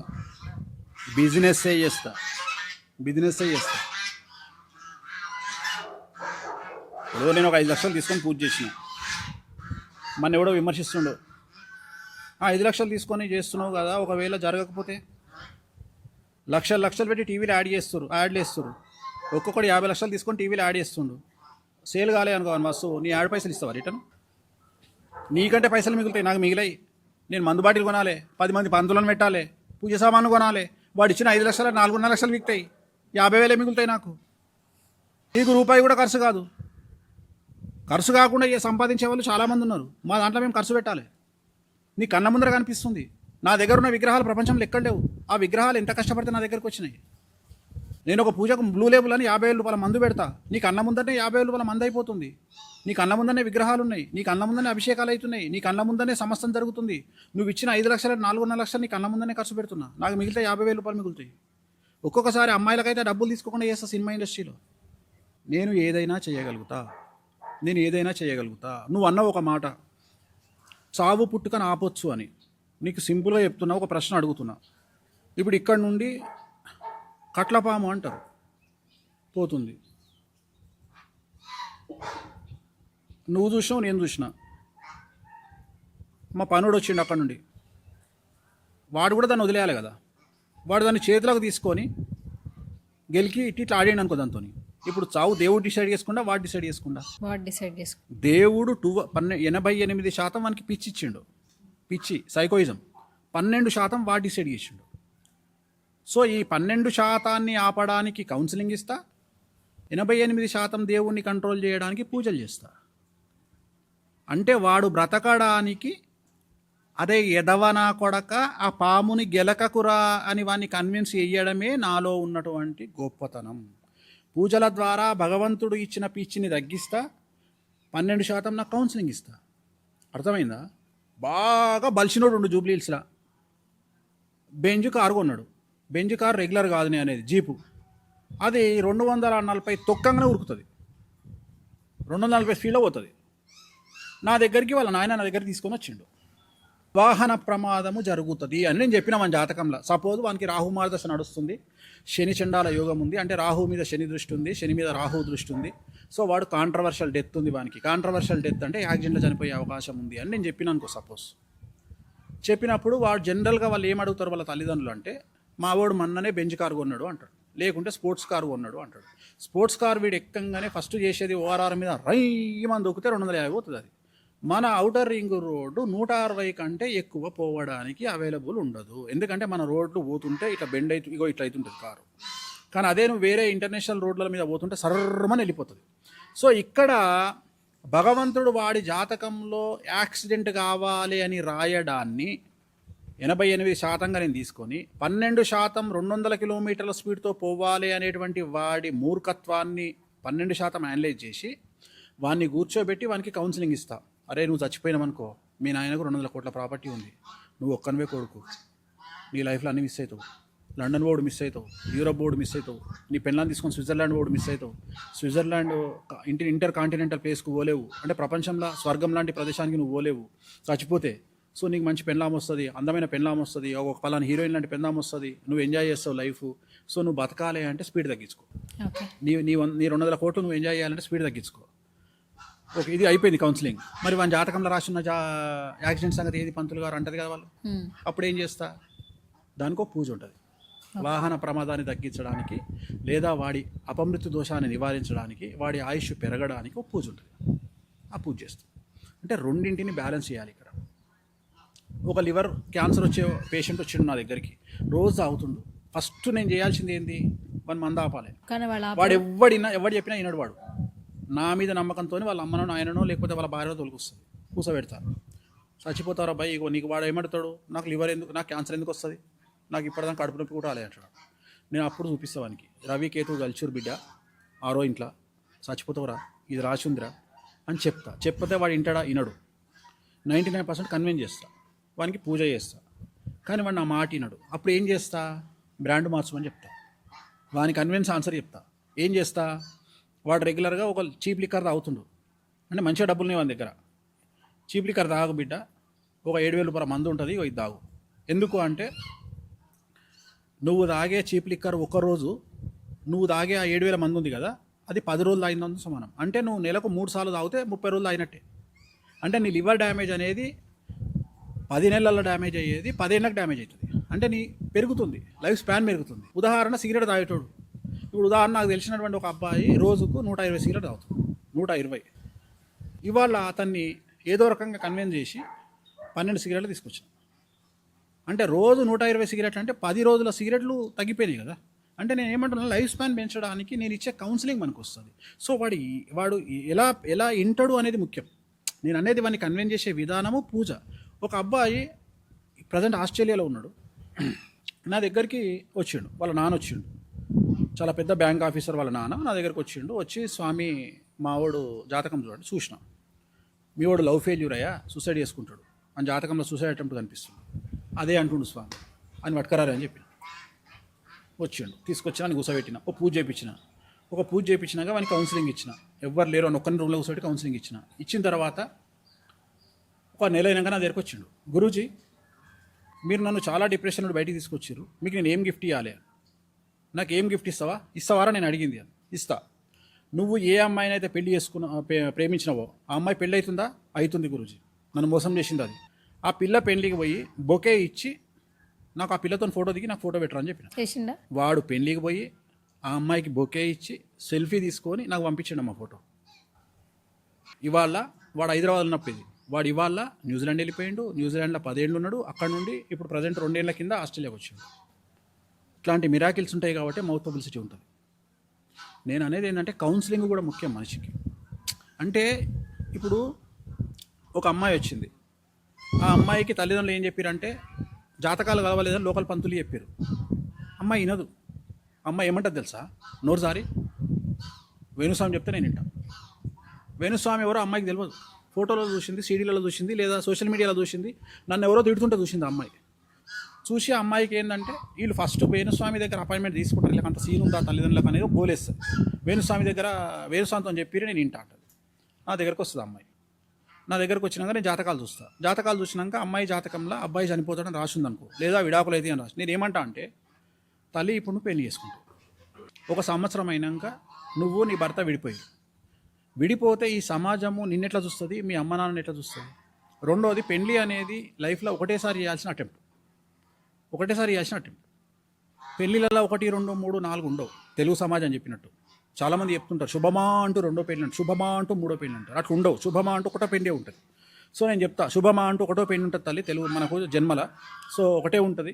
సో మరి రేపు పొద్దున నువ్వు ఫెయిల్ అయినావు అనుకుని పరిస్థితి ఏంది అని ఇలా అందరినీ బయటికి పంపించి అమ్మాయిని కూర్చోబెట్టి, ఒక భర్త విడాకులు ఇవ్వడం వల్ల సమాజము ఎలా ఎదుర్కోవాల్సి వస్తే సమాజాన్ని అని అమ్మాయికి చెప్తా.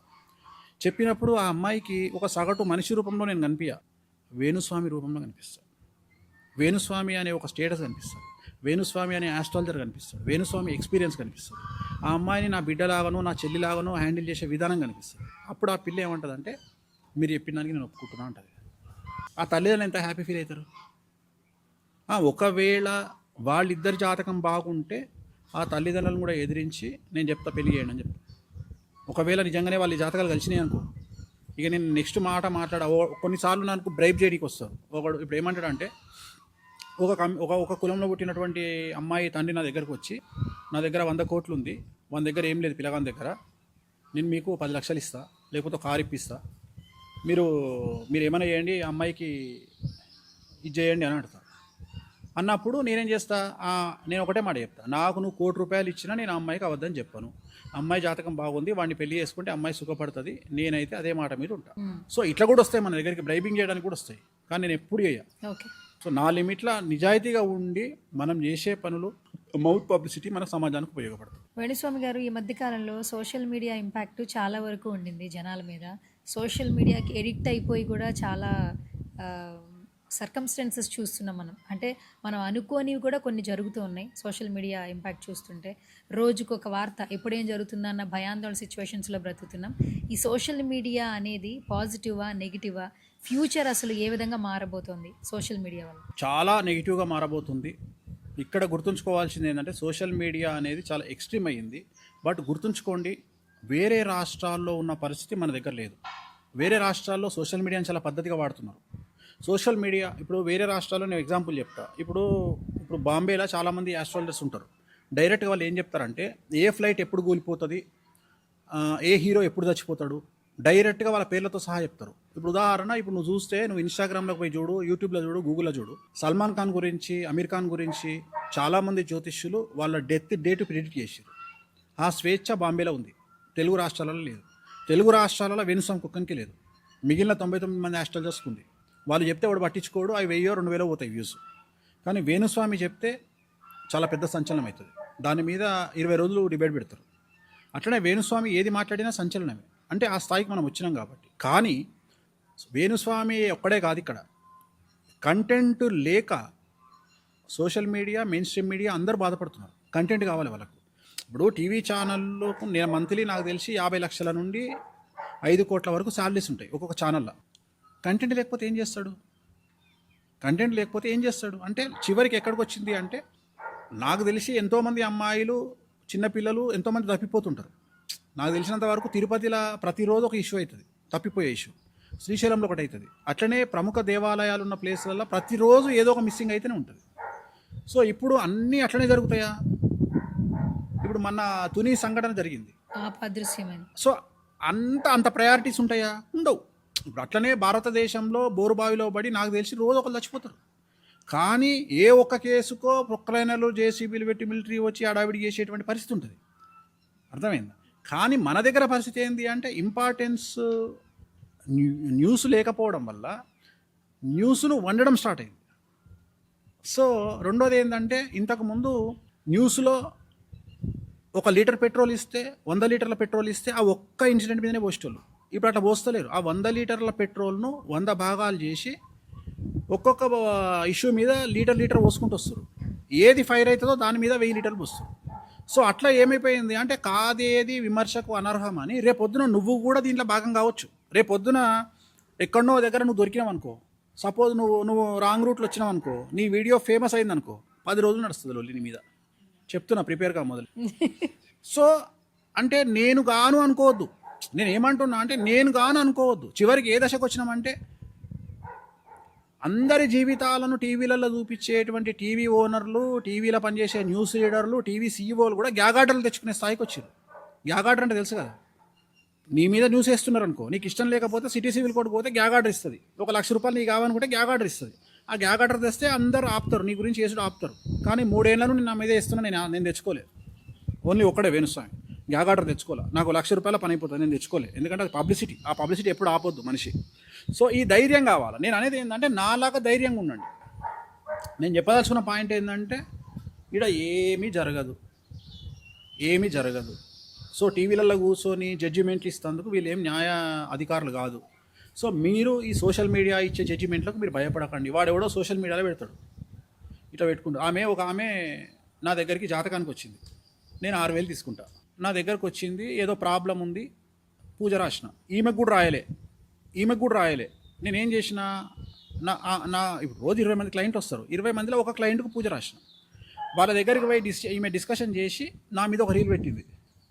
వేణుస్వామి దగ్గరికి పోయినా, నేను ఒక జ్యోతిష్కుడి దగ్గరికి పోయినా, ఆయన 6000 తీసుకుండు, పూజ రాసిండు, నాకు లక్షల పూజ రాసిండు. నా జాతకమే బాగుంటే నేను వేణుస్వామి దగ్గరికి ఎందుకు పోతా? నువ్వు వేణుస్వామి దగ్గరికి పోయింది ఎందుకు? రీల్ పెట్టడానికి. అర్థమైందా నీకు లాజిక్? నువ్వు సోషల్ మీడియాలో రీల్ పెట్టడానికి వేణుస్వామి ప్రజెంట్ కంటెంట్ కాబట్టి, వేణుస్వామి పేరు మీద ఒక కాంట్రవర్షియల్ వీడియో పెడితే అన్ని వీడియోలు 50,000 పోతే నా వీడియో 5 లక్షలు పోయింది. అట్లనే మన ఒక పెద్ద మనిషి, ఆమె 50 ఏళ్ళు ఉంటుంది, నేను నందూస్ వరల్డ్ అని వాళ్ళ గురించి ఒక వీడియో చెప్పిన, ఈ ఇంటర్వ్యూలో చెప్పిన. ఏమని చెప్పిన అంటే, మీరు ఇంత అడావిడి చేస్తారు, వాళ్ళు లండన్ సిటిజన్స్, వాళ్ళని అరెస్ట్ చేసే యోగ్యత మనకు ఉండదు, జస్ట్ వాళ్ళు ఇండియాకి వచ్చినప్పుడు మాత్రమే అరెస్ట్ చేయగలుగుతాము, వాళ్ళని మీరు ఎంటుగా కూడా వీకలేరని చెప్పాను నేను. ఆమె నా గురించి వీడియో పెట్టింది, వేణుస్వామి ఇట్లా అంటుండే ఇంతవరకు సమంజసం, నందూస్ వాళ్ళ దగ్గర మనం డబ్బులు వసూలు చేయలేమంట. నాలెడ్జ్ లేకపోతే నేనేం చేస్తా? నీకు అర్థమైందా? నాలెడ్జ్ లేకపోతే నేనేం చేస్తా? మన ఎవడో ఒక లవర్స్ ఇద్దరు కొట్టుకున్నారు, సెలబ్రిటీ కపులు, ఒక ఎన్ఆర్ఐ ఇద్దరు అనుకున్నారు, అందులో నా ఇష్యూ వచ్చింది. వేణుస్వామి పేరు చెప్పింది అమ్మాయి, చెప్పంగానే పొలోమంటే వేసిర్రు, వాడు 10 కోట్లు ఇచ్చిందంటే ఇచ్చిర్రు. అంటే మీడియాలో ఒక్కడు కూడా ఒక్కడు కూడా మీడియాలో సోషల్ మీడియాలో ఒక్కడు కూడా అరే నువ్వు ఈ అమ్మాయికి 5 ఏళ్ళ 10 కోట్లు ఇచ్చినావు అంటే నీ అయ్యను వేడికని తెచ్చినావు పైసలు ఒక్కడు అడగలే. ఇప్పుడు నీ తమ్ముడు ఒక అమ్మాయిని ప్రేమించిండు, 5 ఏళ్ళ 10 కోట్లు ఇచ్చినా నీకు చెప్పిండు అనుకో, లండన్ నుండి వచ్చి నువ్వేమడుగుతావమ్మా? బేసిక్గా 10 కోట్ల రూపాయలు 5 సంవత్సరాలు ఎట్లా సంపాదించిన అడుగుతావాడు కదా, నువ్వు అడుగుతావాడు కదా. చెప్పు తల్లి, నువ్వు మూగ సినిమా చూపిస్తావు నాకు. అడుగుతావు కదా. అంటే ఇప్పుడు 5 సంవత్సరాలలో 10 కోట్ల రూపాయలు ఒక అమ్మాయికి పెట్టిండు మీ తమ్ముడు అంటే సంవత్సరానికి ఎంత సంపాదించినట్టు? 2 కోట్లు. లండన్ రూల్స్ ప్రకారము నువ్వు 1 కోటి రూపాయలు దాటితే 50% నో ట్యాక్స్ తీసుకుంటాడు. అంటే వీడు సంవత్సరానికి 4 కోట్లు సంపాదిస్తే 2 కోట్ల రూపాయలు ట్యాక్స్ వంగ 2 కోట్లు వీని చేతికి వచ్చినట్టు. అంటే వీడు అమ్మాయికి 10 కోట్ల రూపాయలు 5 ఏళ్ళలో ఇవ్వాలి అంటే వీని సంపాదన 5 ఏళ్ళలో 20 కోట్లు. అంటే 20 కోట్ల రూపాయలు ఎట్లా సంపాదించినవరా గాడిది కొడుక అని అడగాల్సిన ప్రశ్న ఒక అక్కగా నీకుందా లేదా? మరి వీడు ఏం పీక్ పడగొట్టిండు, ఏం 888 చదివిండా, 88 చదివిండా, 10 చదివిండా? అంటే జనరల్గా IIT అంటారు కదా, అట్లా కాకుండా ఎన్ని ఐలు ఉన్నాయి వీని ముంగట అనేది నీ ప్రశ్నించాలన్నా వద్దా? రెండోది 20 కోట్ల రూపాయలు 10 కోట్ల రూపాయలు ఏం చూసి పెట్టి కలవడ్డవురా నువ్వు అడగాలే కదా. కానీ ఎవ్వరు అడగలే, సోషల్ మీడియా కానీ మెయిన్ స్ట్రీమ్ మీడియా కానీ ఎవ్వరు అడగలే. కానీ ఎవరైతే CCS పోలీసు ఉన్నాడో ఆయన అడిగిండు, గాడిది కొడుక అమ్మాయికి 10 కోట్లు పెట్టిన అంటున్నావు, లండన్ రూల్స్ ప్రకారం నువ్వు 20 కోట్లు సంపాదిస్తే నువ్వు అమ్మాయికి 10 కోట్లు పెట్టినట్టు 5 ఏళ్ళల్లో నువ్వు ఏం మీకు పడగొట్టినావు అని అడిగిండు. ఇగో ఇది క్వశ్చన్. అంటే నేను ఏమంటున్నా అంటే మీడియా రాగానే అడవిడి చేయకండి, ప్రాణాల మీద తెచ్చుకోకండి. నువ్వు సోషల్ మీడియా గురించి మాట్లాడినావు, ఇవాళ ఎంత ఈజీ యాక్సెస్ అయిపోయిందంటే ఆడెవడో మనకు తెలియదు, ఒక సెల్ ఫోన్ పట్టుకుంటాడు, ఎవరి ఇష్టం వచ్చింది వాడు మాట్లాడతాడు. అర్థమైందా? చివరికి నేను ఆన్సర్ చెప్పదలుచుకున్న పాయింట్ ఇది. అంటే నువ్వు రేప్ చేసినావు పోసుకో, మర్డర్ చేసినావు పోసుకో, ఈ రెండింటికే నువ్వు భయపడు. ఎందుకంటే ఈ రెండిట్లలో నేను ఎవడు కాపాడలేడు. రెండోది అన్ని టీవీల్లో ఒకేలాగా వస్తుంది, గుర్తుపెట్టుకో, అన్ని టీవీలలో ఒకేలాగా వస్తుంది. కానీ ఎవ్వరు కూడా నిన్ను మ్యానిపులేట్ చేసి టీవీ ఛానళ్ళలోనో సోషల్ మీడియాలో నీకు జడ్జిమెంట్ ఇవ్వలేరు. అర్థమైందా? ఈ రెండిట్లలో జరిగిపోతాయి. ఈ రెండు నువ్వు మర్డర్ చేసావనుకో, పోక్సోలు ఇరికినావనుకో, ఖచ్చితంగా జరగాల్సింది జరుగుతుంది. కానీ అట్లా కాకుండా నీ మీద ఎవడో ఈర్ష్యతో పెట్టే వీడియోలు, నీ మీద ఎవడో తెలియకుండా పెట్టే వీడియోలు, లేకపోతే జియో ఫ్రీగా ఇచ్చింది కదా 1 GB 1 TB అని చెప్పేసి కింద స్టేట్మెంట్లు కామెంట్లు పెట్టే వాళ్ళ గురించి పట్టించుకొని హెల్త్ ఖరాబ్ చేసుకోకండి. ఇక్కడ ఏం ప్రాబ్లం వస్తుంది అంటే ఆడవాళ్ళు ఎక్కువ డిస్టర్బ్ అవుతారు. సెలబ్రిటీలు కానీ నార్మల్ పీపుల్ కానీ ఎవరైనా దొరకంగానే వాళ్ళ మీద వచ్చేటువంటి ట్రోల్స్ను మేమ్స్ను తట్టుకోలేనటువంటి స్థితిలోకి సమాజం నెట్టబడుతుంది. సమాజం అప్పుడు ఏమవుతుంది? ఇప్పుడు నువ్వే ఉన్నావమ్మా, జనరల్గా అమ్మ ఏం చేస్తుంది? నేను సోషల్ మీడియా ట్రోల్ చేసింది, నువ్వు ఎదుర్కోవాలి, ఇగ్నోర్ చేయాలి. కొన్నిసార్లు మౌనమే సమాధానం అవుతుంది, మంచి సమాధానం అవుతుంది. చేప నీళ్ళల్లో ఉన్నప్పుడు మనం ఎరవేసినప్పుడు ఏ చేపనైతే నోరు తెరుస్తుందో అది చచ్చిపోతుంది. నోరు తెరవని చేప బతుకుతుంది. అట్లనే కొన్నిసార్లు మనం నోరు మూసుకోవాలి. దాన్ని ఇగ్నోరెన్సీస్ అంటారు. కొన్నిసార్లు ఇగ్నోరెన్స్ ఈజ్ బెటర్ ఆన్సర్ అంటాం. సో వాడిని వదిలేయడమే మనం బెటర్ ఆన్సర్. నీకు చేతన అయినప్పటికీ కూడా, అంటే నీకు వాని మీద రివెంజ్ తీసుకోవచ్చినా నువ్వు కంప్లైంట్ వదిలేసేవాడిని. సోషల్ మీడియాలో జరుగుతుంది ఇది. కానీ నువ్వు పర్వెటెడ్గా తయారైపోయి నేనేదో సమాధానం చెప్పాలి అని కొంతమంది లీగల్గా పోయి కేసులు పెడతారు, కొంతమంది ఇంకేదో. ఏమీ జరగదు. నేను అనే పాయింట్ ఏంటంటే, నా దగ్గరికి మన ఒక కేసు వచ్చింది, ఒక క్లయింట్ వచ్చిండు, 3 కోట్ల రూపాయలు ఇవ్వాలి స్వామి నాకు అని చెప్పిండు. నేనేం చేస్తానయ్యా దీనికి అని నేను 3 కోట్ల రూపాయలు మనకు అప్పించిన వాడికి ఇయ్యలే, నేనేం చేస్తా దీనికి? వాడేమంటుండు, చెక్ బౌన్స్ కేసు పడ్డది, నేను నీ 3 కోట్ల గట్ట జైలుకు పోతా అంటుండు. ఇప్పుడు వాడు 14 రోజులు జైలుకు పోతాడు, 3 కోట్లు మిగులుతాయి. నీకు అర్థమైందా?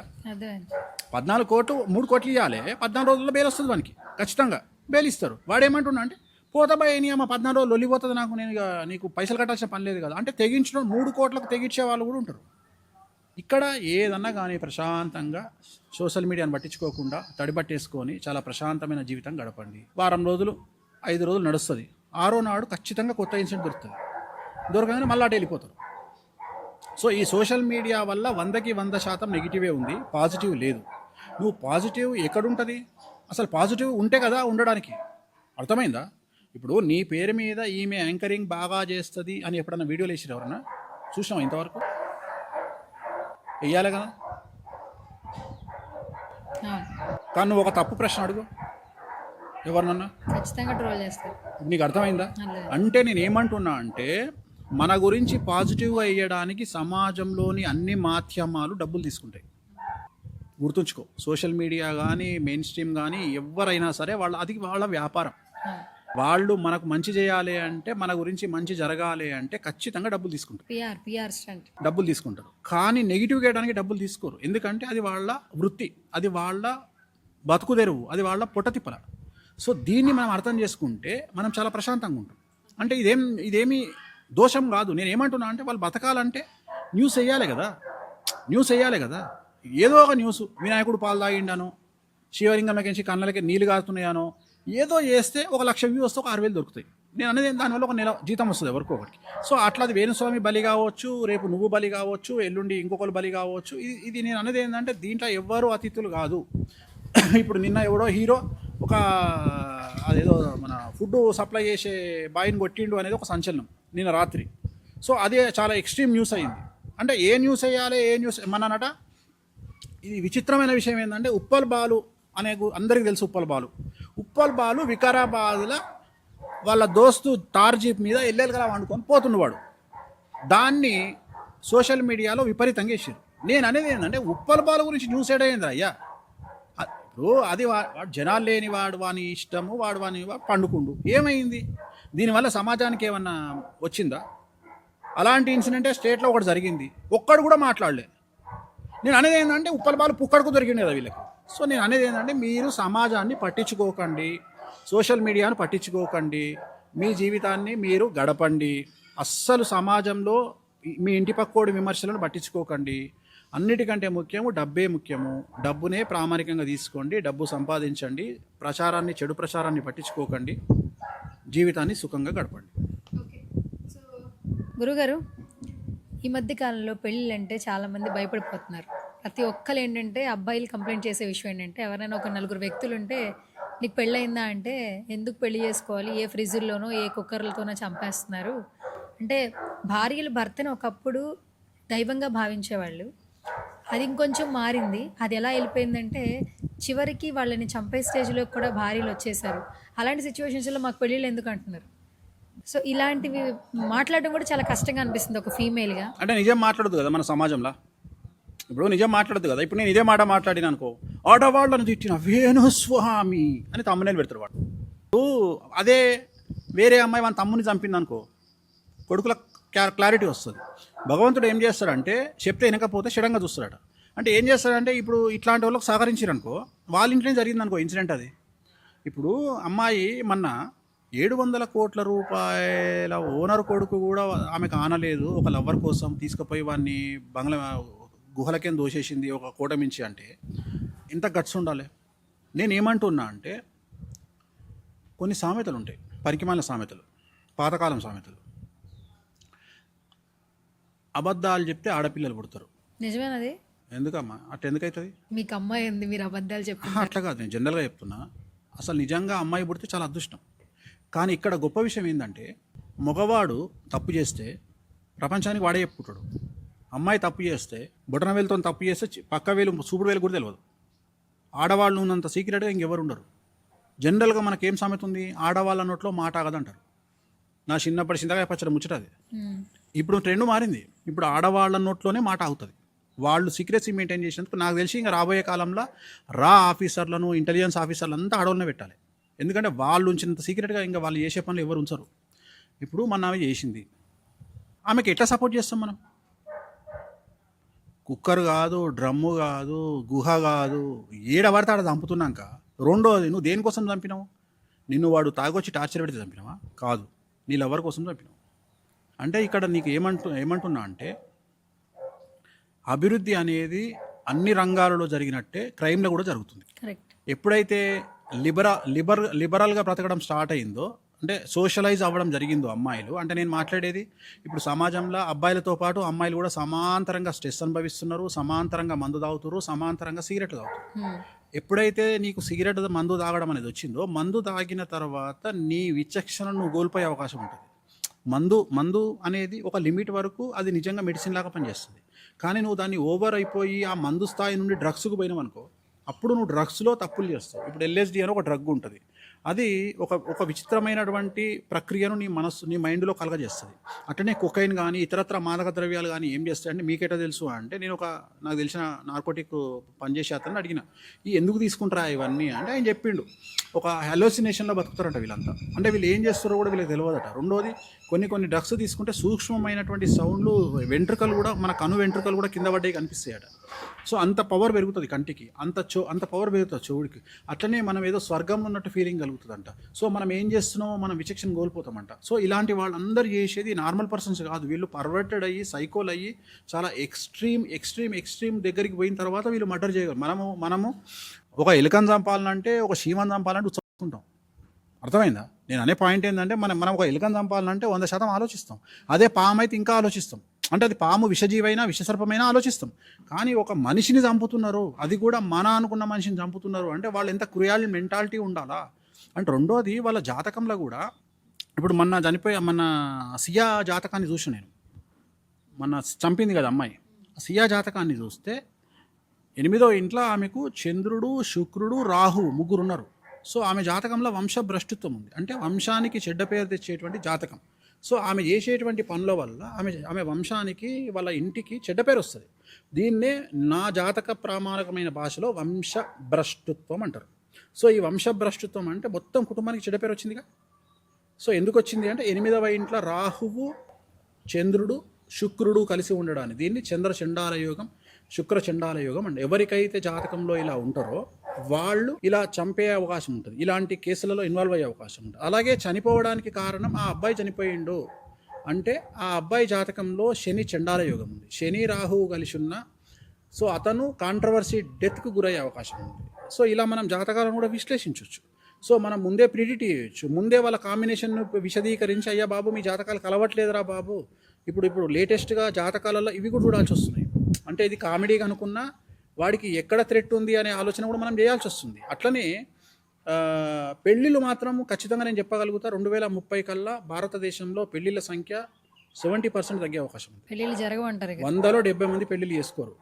కానీ పెళ్ళిళ్ళు చేసుకోవడం ఉన్నా పిల్లల్ని అనే సంఖ్య చాలా తగ్గుతుంది. పిల్లల్ని అనే సంఖ్య 90% తగ్గుతుంది. ఎందుకంటే పెళ్ళిళ్ళు చేసుకొని భర్తను భార్యను భరించేదానికంటే పిల్లల్ని భరించడం చాలా కష్టమైపోయింది. ఎందుకంటే పూర్వకాలంలో మనం చాలా కష్టపడి వచ్చినాము, తిండి లేని జీవితాన్ని గడిపినాము, మన కుటుంబంలో చాలామంది మనం కష్టాలు ఎదుర్కొంటూ వచ్చినాము. కానీ ఇవాళ పరిస్థితి ఏంటంటే మనకు పుట్టినటువంటి పిల్లలు నో అనే మాట వింటలేరు. వాడు సంవత్సరం ఉంటాడు, వానికి సెల్ ఫోన్ చేతికి ఇస్తేనే వాడు తింటాడు. ఒకవేళ సెల్ ఫోన్ ఇస్తే వానికి నెట్ వస్తలేదనే విషయం అని తెలియదు. వైఫై ఇంట్లో ఆగిపోయింది అనుకో, వాటిలో సెల్ ఫోన్ ఇసిరి కొడితే వీడికించి 60 గదాల అవతల పడుతుంది పోయి. అంటే పిల్లలు కూడా పర్వర్టెడ్ తయారవుతున్నారు. అంటే జంజి ప్రతి ఇంట్లో పిల్లలు 12 గంటలకు 1 గంటకు లేస్తారు, మధ్యాహ్నం రాత్రి 2 గంటలకు వండుకుంటారు. సో మన చేతి నుండి చిల్లని వెళ్ళిపోయారు. అంటే మన పిల్లలు, మనకు పుట్టిన పిల్లలు మన చేతి నుండి దాటి వెళ్ళిపోయారు. మనం కూడా ఒక భయం స్టార్ట్ అయింది అందరికీ. ఏంటంటే మనం ఏమైనా అంటే వీడు ఏమైనా వేసుకుంటాడేమో అనే భయం స్టార్ట్ అయింది. ఆ భయం మనల్ని కాపాడుతుంది అనే విషయం మనకు అర్థం కాదు.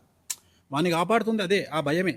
సో ఇది అందుకని సంతానాన్ని కనే అవకాశం 90% తగ్గుతుంది, పెళ్లి చేసుకునే అవకాశం 70% తగ్గుతుంది. నాకు తెలిసి 2030 కల్లా పెళ్ళిళ్ళు ఉండకపోవచ్చు. సో వేణుస్వామి గారు, వేణుస్వామి అనే వ్యక్తి ఒక ఆస్ట్రాలజర్గా కొంతమందికి పరిచయం. చాలామంది పీపుల్కి కామాఖ్య అమ్మవారి టెంపుల్ని ప్రమోట్ చేస్తున్నటువంటి ఒక వ్యక్తి, అక్కడ యోని పూజలు చేస్తే మీ జీవితంలో మార్పులు వస్తాయని చెప్తున్నటువంటి ఒక వ్యక్తి. బేసిక్గా మనకి ఇక్కడ చూస్తే 2 తెలుగు రాష్ట్రాల్లో మీ జీవితంలో మార్పులు రావాలంటే, మంచి జరగాలంటే కొన్ని పుణ్యక్షేత్రాలు, స్థలాలు ఉన్నాయి, పూజలు హోమాలు చేయించుకోండి. ఇవే డెకేడ్స్ నుంచి వింటున్న మాటలు ఇవే. మీరు ఆల్మోస్ట్ ఒక 8 ఏళ్ళ నుంచి చెప్తున్నారు కామాఖ్య అమ్మవారి గురించి. మీరు ఒక 10 ఏళ్ళ సాధనేమో, మాకు తెలియదు యాక్చువల్లీ. ఈ 10 ఏళ్ళ నుంచి ఇప్పుడు ఇంకా వైరల్ అయిపోయింది. ప్రతి ఒక్క కామన్ మ్యాన్ కూడా కామాఖ్య అమ్మవారిని మాట్లాడుతున్నారు. పొద్దున్న లేస్తే సెలబ్రిటీలు ఎవరో ఒక ఇన్ఫ్లుయెన్సరో, యూట్యూబర్, సీరియల్ ఆర్టిస్ట్లో, ఇన్స్టాగ్రామ్లో కామాఖ్య అమ్మవారి. ఇప్పుడు నిన్న మంగళి పోయి వచ్చింది, సైలెంట్ అయింది వ్యవస్థ. చంద్రబాబు నాయుడు గారి వైఫ్ భువనేశ్వరం వెళ్ళింది 1 వీక్ బ్యాక్. నిన్న శిల్పా శెట్టి వెళ్ళింది. నిన్న శిల్పారెడ్డి, తెలుగు రాష్ట్రాలకు సంబంధించిన సెలబ్రిటీ శిల్పారెడ్డి వెళ్ళింది 27వ తారీఖు. సో ప్రతి సెలబ్రిటీ ఆడనే ఉంటారు కదా, ఎవరికి కష్టాలు వచ్చినా ఆడనే ఉంటారు కదా. అంతెందుకు శ్రీకాళహస్తిలో పూజ చేసిన అంబానీ కొడుకు అనంత్ అంబానీ డైరెక్ట్ తిరుపతి ఎయిర్పోర్ట్ నుండి కామాఖ్యకి వెళ్ళిపోయాడు. కామాఖ్య పోయి కామాఖ్యలో పూజలు చేసి 200 మేకలు ఇచ్చి అక్కడ నుండి ఇంటికి వెళ్ళిపోయాడు. సో కామాఖ్య అమ్మవారిని ఎక్కువగా మీరు ప్రొజెక్ట్ చేస్తున్నారు, దాని విశిష్టతలు చెప్తూ ఉన్నారు. మరి ఒకప్పుడు కామాఖ్య అమ్మవారి గురించి ఏ జ్యోతిష్కుడు చెప్పలేదు, ఏ వేద పండితుడు మాట్లాడలేదు. ఇక్కడ ఉన్నటువంటి పూజలు చెప్పారు, హోమాలు చెప్పారు, యాగాలు చేసుకోండి మార్పులు వస్తాయి అన్నారు. అవే చేస్తూ వచ్చారు. కొన్ని డెకేడ్స్ నుంచి లేని పద్ధతులు, ఆచారాలు మీరు కొత్తగా తీసుకొస్తున్నారు. ఇప్పుడు పుణ్యక్షేత్రాలు అంటే కొన్ని పదాలే. మీ దృష్టిలో అసలు ఏంటి పుణ్యక్షేత్రాలు అనగానే ఒక మంచి జరిగే స్థలాలు, దేవాలయాలు అంటే ఏంటి? అసలు కామాఖ్య అమ్మవారి తప్పితే ఇంకెవరూ లేరు. అట్లా నేను అనేది ఏంటంటే, నీకున్న సమస్యను బట్టి నీకు ఇచ్చే రెమెడీ ఉంటుంది. ఇప్పుడు ఉదాహరణ, అరుణాచలం అనేది మనకు తెలియదు. చాగంటి గారు చెప్పడం వల్ల ఇవాళ అరుణాచలం. నిన్న హయ్యెస్ట్ పౌర్ణమి రోజు అరుణాచలంలో ప్రదర్శన చేయడానికి ప్లేస్ లేదు. 8 hours పట్టింది ప్రదర్శన చేయడానికి. మరి అరుణాచలం ఎందుకు వచ్చింది మధ్యలో? అర్థమైందా? ఇప్పుడు ఎవరో ఒకళ్ళు, ఒక అమ్మవారు కానీ, ఒక స్వామి కానీ, ఒక శివుడు కానీ, ఒక వెంకటేశ్వర స్వామి కానీ, ఎవరో ఒకళ్ళు కొంతమందిని ఎంచుకుంటారు. ఇప్పుడు ఉదాహరణ, చాగంటి గారిని అరుణాచల ఈశ్వరుడు ఎట్లయితే ఆయనను ఎంచుకొని ఆయన ద్వారా అరుణాచలాన్ని ప్రమోట్ చేసుకుంటో, కామాఖ్య అమ్మవారు నా ద్వారా తెలుగు స్టేట్లో ప్రమోట్ చేసుకుంటారు. ఒకవేళ నేను టీవీ ముందుకు వచ్చి కామాఖ్య అమ్మవారు చాలా మంచిది మంచిది మంచిది మంచిది మంచిది మంచిది మంచిది మంచిది మంచిది అని చెప్పినారా అన్నటువంటి అమ్మవారి ప్రమోషను, యోని పూజలు, నగ్న పూజలు, ఇంకేవో పూజలు అని నా గురించి నెగిటివ్గా పెట్టి ఒక 6 నెలలు నన్ను ఉతికి ఆరేయడం వల్ల ఈ సబ్జెక్ట్ అనేది 10-15 సంవత్సరాలలో రావాల్సినటువంటి అమ్మవారి పబ్లిసిటీ వితిన్ 2 monthsలో అమ్మవారికి వచ్చింది. చివరికి వాళ్ళ అంబుబాచికి 6 లక్షల 7 లక్షల మంది తెలుగు వాళ్ళు వెళ్ళే స్థాయికి వచ్చింది. చివరికి వాళ్ళ వారానికి ఒకరోజు ఫ్లైట్ నుండి డైలీ 5 ఫ్లైట్లకు వచ్చింది. కామాఖ్యకి వాళ్ళ 5 ఫ్లైట్లు హైదరాబాద్ నుండి, అట్లనే ఇండియా నుండి 25 ఫ్లైట్లు. సో నేను అనే పాయింట్ ఏంటంటే, సౌత్ ఇండియాలో నేను ఇచ్చిన ప్రమోషన్. సో ఇప్పుడు పుణ్యక్షేత్రాలు వేరు, దోష నివారణ క్షేత్రాలు వేరు, ఎక్స్ట్రీమ్ నివారణ క్షేత్రాలు వేరు, ఎక్స్ట్రీమ్ పవర్ఫుల్ టెంపుల్స్ వేరు. ఇక్కడ మనకున్న కష్టాన్ని తొలగొట్టుకోవడానికి పూజలు చేస్తాం, మనకు కొత్త కొత్త సౌఖ్యాలు దొరకాలి అని పూజలు చేస్తాము, అట్లనే మనకు రెగ్యులర్గా బలాన్ని ఇవ్వాలని పూజలు చేస్తాం. ఉదాహరణ, తిరుమల వెంకటేశ్వర స్వామి దగ్గర ఎందుకు పోతాము అంటే, ఆయన పవర్ఫుల్ గార్డెన్ పోతాము. ఆయన దగ్గరికి పోయి కోరుకోవచ్చు, కోరుకోకపోవచ్చు, కానీ ఆయన దగ్గరికి పోతే దొరికేటువంటి మానసికమైన ప్రశాంతత ప్రపంచంలో ఎక్కడ దొరకదు. సో ఆ మానసికమైన ప్రశాంతత తిరుమల వెంకటేశ్వర స్వామి దగ్గర నుండి వస్తుంది. మనకు తెలిసినటువంటి 2 పుణ్యక్షేత్రాలు 1970లో ఉన్నవి. ఒకటి తిరుపతి, రెండోది కాశీ. అర్థమైందా? సో డే బై డే అనేది మనకు పెరుగుతూ వస్తుంది. ఈ ప్రస్తుతం 10 సంవత్సరాలలో ప్రాచుర్యంలోకి వచ్చినటువంటి దేవాలయాలు తెలుగువారికి 2. ఒకటి అరుణాచలము, రెండవది కామాఖ్య నేను ప్రమోట్ చేసిన, అరుణాచలాన్ని చాగంటి వారు ప్రమోట్ చేశారు. సో ఇప్పుడు దోష నివారణ పరిహారాలు చేసుకోవాలి అంటే ఒకటి గుర్తుంచుకోవాల్సింది ఏంటంటే, ఒక వ్యక్తి దగ్గరికి మనం పోయినప్పుడు వాడి ఐక్యూ లెవెల్ను బట్టి ఉంటుంది. ఉదాహరణ, నువ్వు ఎక్కడనో తెలంగాణ ప్రాంతంలో ఒక మారుమూల గ్రామానికి పోయి క్యాన్సర్ రోగంతో, క్యాన్సర్ సిమ్టమ్స్తోని వాడి దగ్గరికి పోతే, కడుపు క్యాన్సర్, లివర్ క్యాన్సర్తో పోతే వాడు ప్యాంటాప్రోజాలు, ల్యాండ్ప్రోజోలు టాబ్లెట్ రాసి, ర్యాంటాక్ టాబ్లెట్ రాసి జ్వరానికి మందించి పంపిస్తాడు. ఎందుకంటే వాడి స్థాయి అంతే. ఎవడు పోయినా నువ్వు 10 మంది మెడిసిన్ చెక్ చేసి సేమ్ ఉంటుంది, మెడిసిన్ మారదు. ఎందుకంటే వాడికి ఉన్న ఐక్యూ అదే నువ్వు ఏజీ హాస్పిటల్కి పోతే రాసే మెడిసిన్ వేరు, రాసే ఎక్స్రేలు వేరు, తర్వాత నీకు చెప్పే సిమ్టమ్స్ వేరు, నీకు రోగం ఉందని చెప్పడం వేరు. సో అట్లనే అక్కడ ఎక్కడనో మారుమూల గ్రామంలో ఉన్న ఆర్ఎంపీని, ఏజీలో పనిచేస్తున్నటువంటి డాక్టర్ను ఇద్దరిని కంపేర్ చేసి మాట్లాడతావా? నువ్వు మాట్లాడలేవు కదా. ఎవడి స్థాయి వాడిదే కదా. అట్లనే వేణుస్వామి స్థాయి.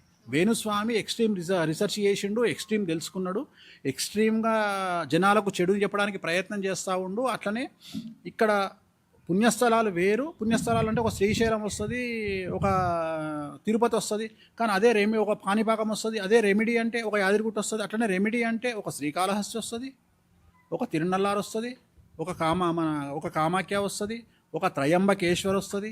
ఇట్లా ఇంకా మీకు సమాజానికి తెలియని ఇంకా 50 ఉన్నాయి. వేణుస్వామికి మాత్రమే తెలిసినాయి. ఓకే, ఇంకొక చివరి ప్రశ్న. సోషల్ మీడియా ఇంత అప్డేట్ అయిన తర్వాత, చాట్ జీపీటీ వచ్చిన తర్వాత కూడా డిజిటలైజ్గా అన్నీ ఎక్కువగా ఫ్రీడమ్స్ వచ్చేసాయి. బేసిక్గా మనం ఒకప్పుడు సంస్కృతి, సాంప్రదాయాలు, కొన్ని కళలోని మాట్లాడుతుండేవాళ్ళం. ఆ కళల్లో ఖచ్చితంగా వీణ ఉంటుంది, వీణ ఉంటుంది. సో ఇప్పుడు వీణావాణి గారి వల్ల, సో నెక్స్ట్ డెకేడ్స్లో ఉన్న వాళ్ళు కూడా గుర్తించుకునేలాగా ఈ వీణ ఆవిడ వల్ల ప్రమోట్ అవుతూ ఉంది. ఎంతోమంది సంతోషిస్తున్నారు. యాజ్ ఏ హస్బెండ్, ఒక హస్బెండ్గా వీణావాణి గారి గురించి ఏదైనా చెప్పండి. నిజంగా నెక్స్ట్ తరాలకు కూడా ఈ వీణను పరిచయం చేస్తారు. నాకు దేవుడు ఇచ్చినటువంటి బెస్ట్ గిఫ్ట్ అనుకుంటున్నాను. అంటే తనను లేకుండా నేను ఊహించలేను నా జీవితాన్ని. నేను అనేది ఏంటంటే, తనను లేకుండా నేను ఊహించలేను. అంటే చెప్పలేను. నేను అనే పాయింట్ ఏంటంటే, నా జీవితంలో ఒక ఇద్దరు లేకుండా నేను నా జీవితాన్ని ఊహించలేను. ఒకటి నా వైఫ్, రెండు నా పాప. ఇంకా వాళ్ళిద్దరు లేకుండా నేను ఊహించలేను. నేను ఇచ్చే ప్రయారిటీ కూడా వాళ్ళకే ఇస్తాను, ఇంకా వేరే వాళ్ళకి ఇవ్వను. సో తనకు భగవంతుడు ఇచ్చినటువంటి జ్ఞానము, భగవంతుడు ఇచ్చినటువంటి విద్వత్తు, విద్య అనేది ఎక్స్ట్రీమ్గా సమాజానికి ఉపయోగపడుతోంది. ఈరోజు కొన్ని వేల మంది వీణను నేర్చుకోవడానికి ప్రయత్నం చేస్తున్నారు. వీణ కూడా ఇంతకుముందు వీణ అనేటువంటి దాన్ని ముట్టుకోవాలంటే భయపడేటువంటి స్థాయి నుండి వీణ అనేటువంటి దాన్ని కూడా ఓకల్గా నేర్చుకున్నంత అవలీలగా మనం ప్రయత్నం చేయొచ్చు అనేటువంటి ఆ ఉత్సుకత, ఆ క్యూరియాసిటీ, యాంగ్జైటీ కలిగించినటువంటి మనిషి తను. సో తన పేరు శ్రీవాణి అయితే చాలామంది శ్రీవాణి అనే పేరు వాళ్ళకరు ఇప్పటికి కూడా. చాలామంది వీణావాణి అంటారు లేదా వీణ అంటారు. సో అలాంటి ఒక స్థాయికి ఎదగడము అనేటువంటిది. రెండోది, అంబానీ లాంటి ఫ్యామిలీలో సింగిల్ పర్ఫార్మెన్స్ చేయడం. ఎంతోమంది గ్రూప్ పర్ఫార్మెన్స్ చేసారు, కానీ తను ప్రత్యేకించి ఒక 70 మంది కోసము ఆమెను ఇంట్లో పెట్టుకొని ఇవాళ భారతదేశంలో జరిగే ఎవ్రీ బిగ్ ఫ్యాట్ వెడ్డింగ్ అంటే తెలుసు కదా. బిగ్ ఫ్యాట్ వెడ్డింగ్ అంటే బాగా బలిసినోళ్ళు చేసుకునే పెళ్ళిళ్ళు. సో బిగ్ ఫ్యాట్ వెడ్డింగ్లో తన ప్రోగ్రామ్ ఉంటుంది అంటే అది చాలా చాలా గొప్ప విషయము. సో ఒక హస్బెండ్గా నాకు తెలిసి అంటే నాకంటే ఉన్నత స్థాయిలో తను ఉండాలి అని కోరుకునేటువంటి వ్యక్తి నేను. ఎందుకంటే చూసేసినాం, మనం లైఫ్ అంతా చూసేసినాం. తనకి ఎంత పేరు వస్తే అంత మంచిది. రెండోది, మా ఇద్దరి ప్రొఫెషన్స్ కూడా ఎట్లాంటి ప్రొఫెషన్స్ అంటే ఏజ్ పెరుగుతున్నా కొద్దీ మా వాల్యూస్ పెరుగుతాయి. ఇప్పుడు జ్యోతిషం అనేది ఏజ్ పెరుగుతున్నా పెరుగుతుంది, వీణ అనేది ఏజ్ పెరుగుతున్నా పెరుగుతుంది. సో తనకు స్కోప్ ఎక్కువగా ఉంది. నాకంటే తనకు ఫ్యాన్స్ ఎక్కువ. అంటే నేను అనేది ఏంటంటే, ఇప్పుడు బయటికి పోతే నన్ను ఒక 100 మందిలో నన్ను ఒక 50 మంది గుర్తుపడితే తనను 90 మంది గుర్తుపడతారు. సో తనకు నార్త్ ఇండియాలో కలకత్తాలో ఫ్యాన్స్ ఉండడం చాలా గొప్ప విషయం. ఎందుకంటే ఇక్కడ చాలా పెద్ద విషయం ఏంటంటే, వీణ అనేది సౌత్ ఇండియన్ ఇన్స్ట్రుమెంట్. ఎక్కువగా తంజావూరు, బొబ్బిలి, నూజివీడు ఇక్కడ తయారవుతాయి. అట్లనే వీణ అనేది సౌత్ ఇండియాకు సంబంధించి తెలుగు సినిమాల్లో, తమిళ సినిమాల్లో మాత్రమే కనబడే ఒక ఇన్స్ట్రుమెంట్. కలకత్తాలో వీణని ఎవడు చూస్తాడు? బెంగాల్లో వీణని ఎవడు చూస్తాడు? కేరళలో వీణని ఎవడు చూస్తాడు? పూణేలో వీణని ఎవడు చూస్తాడు? మహారాష్ట్రలో వీణని ఎవడు చూస్తాడు? అంటే ఎంత పెద్ద విషయం ఇది. నేను అనే పాయింట్ ఎంత పెద్ద విషయము అంటే, ఒక తెలుగు సాంప్రదాయమైనటువంటి ఒక వీణను ఇతర రాష్ట్రాలకు పరిచయం చేసి ఆ పేరు తెచ్చుకొని వాళ్ళతోని ఆ ప్రోగ్రాంలు ఇప్పించుకోగలుగుతుంది, తను వెళ్ళగలుగుతుంది అంటే ఎక్స్ట్రీమ్ అంటే అది వాస్తవంగా అసలు అంబానీ ఇంట్లో ప్రోగ్రామ్ చేసినప్పుడే తనను ఎత్తిర పెట్టుకోవాల్సిన స్థితి. కానీ నన్ను టార్గెట్ చేయడానికి ఎవరైతే వ్యక్తి ప్రయత్నం చేసిండో తనను కూడా లాక్కొచ్చి కనీసం అరే ఇంత ఒక మంచి ఆర్టిస్టుని నేను టార్గెట్ చేస్తున్నా అనే విచక్షణ కోల్పోయి ఆమెను కూడా తీసుకొచ్చి బద్నాం చేసిండు. చాలా బాధ అనిపించింది. ఆ క్షణంలో నాకున్న పవర్స్ అన్నీ ఉపయోగించి ఉటాన్ చేద్దాం అనుకున్నా. కానీ అమ్మవారు ఎందుకు అన్నది, నీకెందుకు రా బిడ్డ, దేవుడు చూసుకుంటాడు అన్నప్పుడు నేను ఆగిన. చాలా బాధ అనిపించింది. ఎందుకంటే అంబానీ ఇంట్లో ప్రోగ్రామ్ చేసి వచ్చింది, తనకు ఇక్కడ మంచి గుర్తింపు రావాలి. ఆ గుర్తింపు కూడా నా కాంట్రవర్సీలా తనను కూడా ఇన్వాల్వ్ చేసి నోటికొచ్చిన పదాలు వాడి ఒక్కోసారి బాధ అనిపిస్తుంది. ఎందుకంటే అంటే బాధ అనిపించడం, తెలంగాణలో పుట్టిన వ్యక్తి తెలంగాణ అగ్రెసివ్గా ఉంటుంది, డైరెక్ట్ పోయి అనిపిస్తుంది. సరేలే అమ్మవారు ఉన్నది, ఇట్లా వేయొద్దు మనము అంటే. నా దృష్టిలో చచ్చిపోవడం అనేది సింపుల్, బ్రతికుండి నరకం అనుభవించడం గొప్ప. సో అట్లా ఇందాక శత్రువులకు సంబంధించిన ఇది. సో అట్లా బాధ అనిపించింది. బట్ తను తేరుకుంది, తను నాకంటే స్ట్రాంగ్. ఇట్లాంటివన్నీ ఇప్పుడు నువ్వు ఇందాక సోషల్ మీడియా గురించి మాట్లాడినావు. నేను 100% స్ట్రాంగ్ అయితే ఆమె 1000% స్ట్రాంగ్. సో ఇట్లాంటి జుజుబి తనకు ఒక ఆట ఆడుకుంటుంది. తను దిగనంత వరకే. తను దిగిందంటే సినిమా వేరే రకం. నేనే నయము చివరికి ఏమనుకోవాలంటే ఆమెనే ఈ అమ్మ వీడే నయం రా అనుకో అనే పరిస్థితి. ఆమె దిగిందంటే సినిమా వేరే ఉంటుంది. సరస్వతితో పాటు ఒక కాళికామాత రూపం తనది. సో వీణ ఉన్నంత వరకే సరస్వతి, వీణ తీసిందంటే కాళికామాత. సో చాలా గొప్ప అనుభూతి, చాలా గొప్ప ప్రపంచంలో చాలామంది జనాలు ఆమెను పిలుచుకొని వీణ వాయించుకుంటారు. బట్ ఆ అవకాశం నాకు ఇంట్లోనే ఉంటుంది. సో అది నాకు భగవంతుడు కల్పించినటువంటి అవకాశం. తట్టు ఎంతమంది ప్రేమని సంపాదించుకున్నారు. మార్నింగ్ లేస్తే ఆమె ఇన్స్టాగ్రామ్ రీల్స్ చూస్తే అక్కడున్న ట్రావెల్ చేస్తూనే ఉన్నారు. నేను 2-3 మాట్లాడితే వేణుస్వామి గారన్నా కొంత టైం తీసుకుంటారు, పర్సనల్ స్పేస్. ఆమె పరిగెడుతూనే ఉంటుంది, ఎప్పుడు ఎక్కడ ఉంటుందో తెలియదు, చాలా బిజీగా ఉంటుంది. మొన్న నేను ఎగ్జాక్ట్గా 3 days బ్యాక్ మేము ఇద్దరం కూర్చొని మాట్లాడుకుంటూ ఉంటే నేను అన్న, పిచ్చిదాని కాబట్టి నడుస్తుంది నీకన్నా, ఏడ తిరుగుతుందమ్మా. మొన్న 24వ తేదీ రాజమండ్రి పోవాలి ప్రోగ్రామ్కు. 24 నైటు, 24 ఇక్కడ ప్రోగ్రామ్ ఉంది ఒకటి పెద్ద విఐపి ఇంట్లో. 24 ప్రోగ్రామ్ చేసుకొని ఫ్లైట్స్ లేవు, చార్టర్డ్ ఫ్లైట్ వేసుకొని నైట్ 11 o'clock రాజమండ్రి పోయి రాజమండ్రిలో ప్రోగ్రామ్ చేసుకొని మళ్ళీ ఎర్లీ మార్నింగ్ 6 o'clock మళ్ళీ చార్టర్డ్ ఫ్లైట్ మళ్ళీ రిటర్న్ వచ్చింది. మళ్ళీ నెక్స్ట్ మార్నింగ్ 5 hours ప్రోగ్రామ్. ఎంతమందికి అవకాశం ఉంటుందమ్మా? నేను అదే చెప్తున్నా, ఎంతమందికి ఉంటుంది? ఇలాంటి అమ్మాయిని తెలుగు అమ్మాయిగా మీరేం చేయాలా? నెత్తిలో పెట్టుకొని నువ్వు ప్రమోట్ చేయాలి. ఇప్పుడు ఆమెను తిట్టడం వల్ల ఏమైనా ఆగిపోయిందా? దానివల్ల ఇంకో 10 మందికి తెలిసింది. అందుకనే నేను నెగిటివ్ నమ్ముతామా, పాజిటివ్ నమ్మను. పాజిటివ్ అనేది సమాజంలో పోదు, కలియుగంలో పాజిటివ్ ఎప్పుడు పోదు, నెగిటివ్ బాగా పోతుంది. సో అందుకని మన జాతకం బాగుంటే ఎన్ని ప్రయత్నాలు చేసినా, ఎవ్వడేం చేసినా ఏం కాదు. నువ్వు ఒకటి చేయబోతే ఒకటి అవుతుంది. ఇప్పుడు ఓ సామెత ఉంది, ఆంజనేయ స్వామిని చేయబోతే కోతి అయిందంట. అట్లనే కోతిని చేయబోతే కూడా ఆంజనేయ స్వామి అవుతుంది. అది గుర్తుపెట్టుకోవాలి. మేమిద్దరం ఆంజనేయ స్వామిలం, కోతిని చేద్దాం అనుకురు మమ్మల్ని, మేమిద్దరం ఆంజనేయ స్వామిలం అయినాం. సో అదంటే ఏదో సమాజానికి మా నుండి ఏదో సేవ దొరికేది ఉంది, భగవంతుడు మమ్మల్ని ఏదో రీజన్లో పంపించిండు, ఆమెను ఏదో వీణ కోసం పంపించిండు, ఏదో జ్యోతిష్యం కోసం పంపించిండు. బట్ నేను ఆమె అంత గొప్ప అని నేను అనుకోను. నేను 100కు నేను ఒక 25 మార్కులు వేసుకుంటే ఆమెకు నేను 100కు 100 మార్కులు వేస్తాను. ఆమె నెక్స్ట్ లెవెల్. ఆమె పడే ఇంకోటి అంత కష్టం కూడా నాతో కాదమ్మా. నాకైతే నేను ఇంకా పాండిచేరి నుండి, చెన్నై నుండి హైదరాబాద్కి వస్తేనే దమా ఖరాబ్ అవుతుంది. అందరూ ఏమనుకుంటారు తెలుసు, ఆ ఫ్లైట్ ఎక్కితే గొప్ప. ఫ్లైట్ ఎక్కితే కూసాలు కదులుతాయి. ఎందుకంటే మన బాడీ అంతా ఫ్లైట్లో కూసబెట్టి ఊపి మనము ఒక 100 కిలోమీటర్లు స్ట్రైన్ అవుతాం నడిచినంత. తను పొద్దున ఇక్కడ ఉంటుంది, ఈవినింగ్ వైజాగ్ పోతుంది, మళ్ళీ నెక్స్ట్ డే మార్నింగ్ బెంగళూరులో చేసుకుంటుంది, మళ్ళీ పాపం బై రోడ్డు, కొన్నిసార్లు ఫ్లైట్ లేకపోతే బై రోడ్డు ట్రావెల్ చేస్తుంది. సో చాలా కష్టపడుతుంది. అంటే చాలా సింపుల్గా అనిపిస్తుంది, కానీ ఒక స్టేజ్లో సెలబ్రిటీ స్టేటస్ భరించడము, ఒక స్టేట్లో ఇంత కష్టపడడం ఎవ్వరి వల్ల కాదు. రెండోది ఏంటంటే మగవాడి కష్టానికి ఆడవాడి కష్టానికి తేడా ఉంటుంది. అంటే ఫిజికల్గా వాళ్ళకి ఇచ్చినటువంటి స్టామినా కొంతవరకే, కానీ తను మగవాడి కంటే ఎక్కువ. నేను ఓడిపోతా తన ముందు. అంటే తను ఇంత కష్టపడి ప్రోగ్రాములు చేస్తుంది కదా, నా వల్ల కాదు. నెలకు ఒక 10 ప్రోగ్రాములు చేయాలి అంటే ఇంచుమించు ఆమెకు 25 రోజులు బిజీ ఉంటుంది, ప్రాక్టీస్ ఉంటుంది ఇంట్లో. ఇప్పుడు కొంతమంది స్పెషల్, ఇప్పుడు ఉదాహరణ మన ఎవరో ఢిల్లీలో ప్రోగ్రామ్ చేసినప్పుడు ఐ థింక్ న్యూజిలాండ్ వాళ్ళు ఎవరో ప్రధానమంత్రి ఎవరో వచ్చినప్పుడు ఆయన ఏదో న్యూజిలాండ్కు సంబంధించిన జాతీయ గీతాన్ని వాయించమని అడిగినప్పుడు ఈమె ఇంట్లో జాతీయ గీతాన్ని తెప్పించుకొని వేసుకొని జాతీయ గీతాన్ని ప్రాక్టీస్ చేసింది, న్యూజిలాండ్ జాతీయ గీతాన్ని. కష్టం కదా. సో ఈ ప్రాక్టీస్ ఒక రోజు ఉంటుంది, ట్రావెల్ ఒక రోజు ఉంటుంది, ప్రోగ్రామ్ చేయాలి, నైట్ రావాలి. అంటే ఒక ప్రోగ్రామ్కు 3 రోజులు బిజీగా ఉంది. నెలకు 10 ప్రోగ్రాంలు అంటే 30 రోజులు బిజీ కదా. దొరకదు, నాకే దొరకట్లా. 1 ఇయర్ నుండి నాకే దొరకట్లా. తను దొరికితే ఏదో పండగలాగా ఫీల్ అవుతున్నా. కాదు, యాజ్ ఎ హస్బెండ్ మీరు ఎక్కువ గిఫ్ట్లు ఇస్తారా, యాజ్ ఎ వైఫ్ ఆవిడ నుంచి ఎక్కువ తీసుకుంటారా గిఫ్ట్లు? నేనే ఇస్తా. మీరే ఇస్తారా? నేనే ఇస్తా. ఆమె నాకు భగవంతుడు ఇచ్చిన గిఫ్ట్, నేను ఆమెకు ఎక్కువ గిఫ్ట్ ఇస్తుంటాను. వెంకటేశ్వర స్వామి ఇచ్చిన గిఫ్ట్ ఆమె ఏమంటుంది తెలుసా, నేను వెంకటేశ్వర స్వామి బిడ్డను, మిమ్మల్ని నా బాడీగార్డ్గా పెట్టిండు వెంకటేశ్వర స్వామి అంటుంది. అందుకని బాడీగార్డ్ అనే చూసుకుంటాను. థ్యాంక్ యూ సో మచ్ గురువు గారు. ఓం నమో వెంకటేశాయ.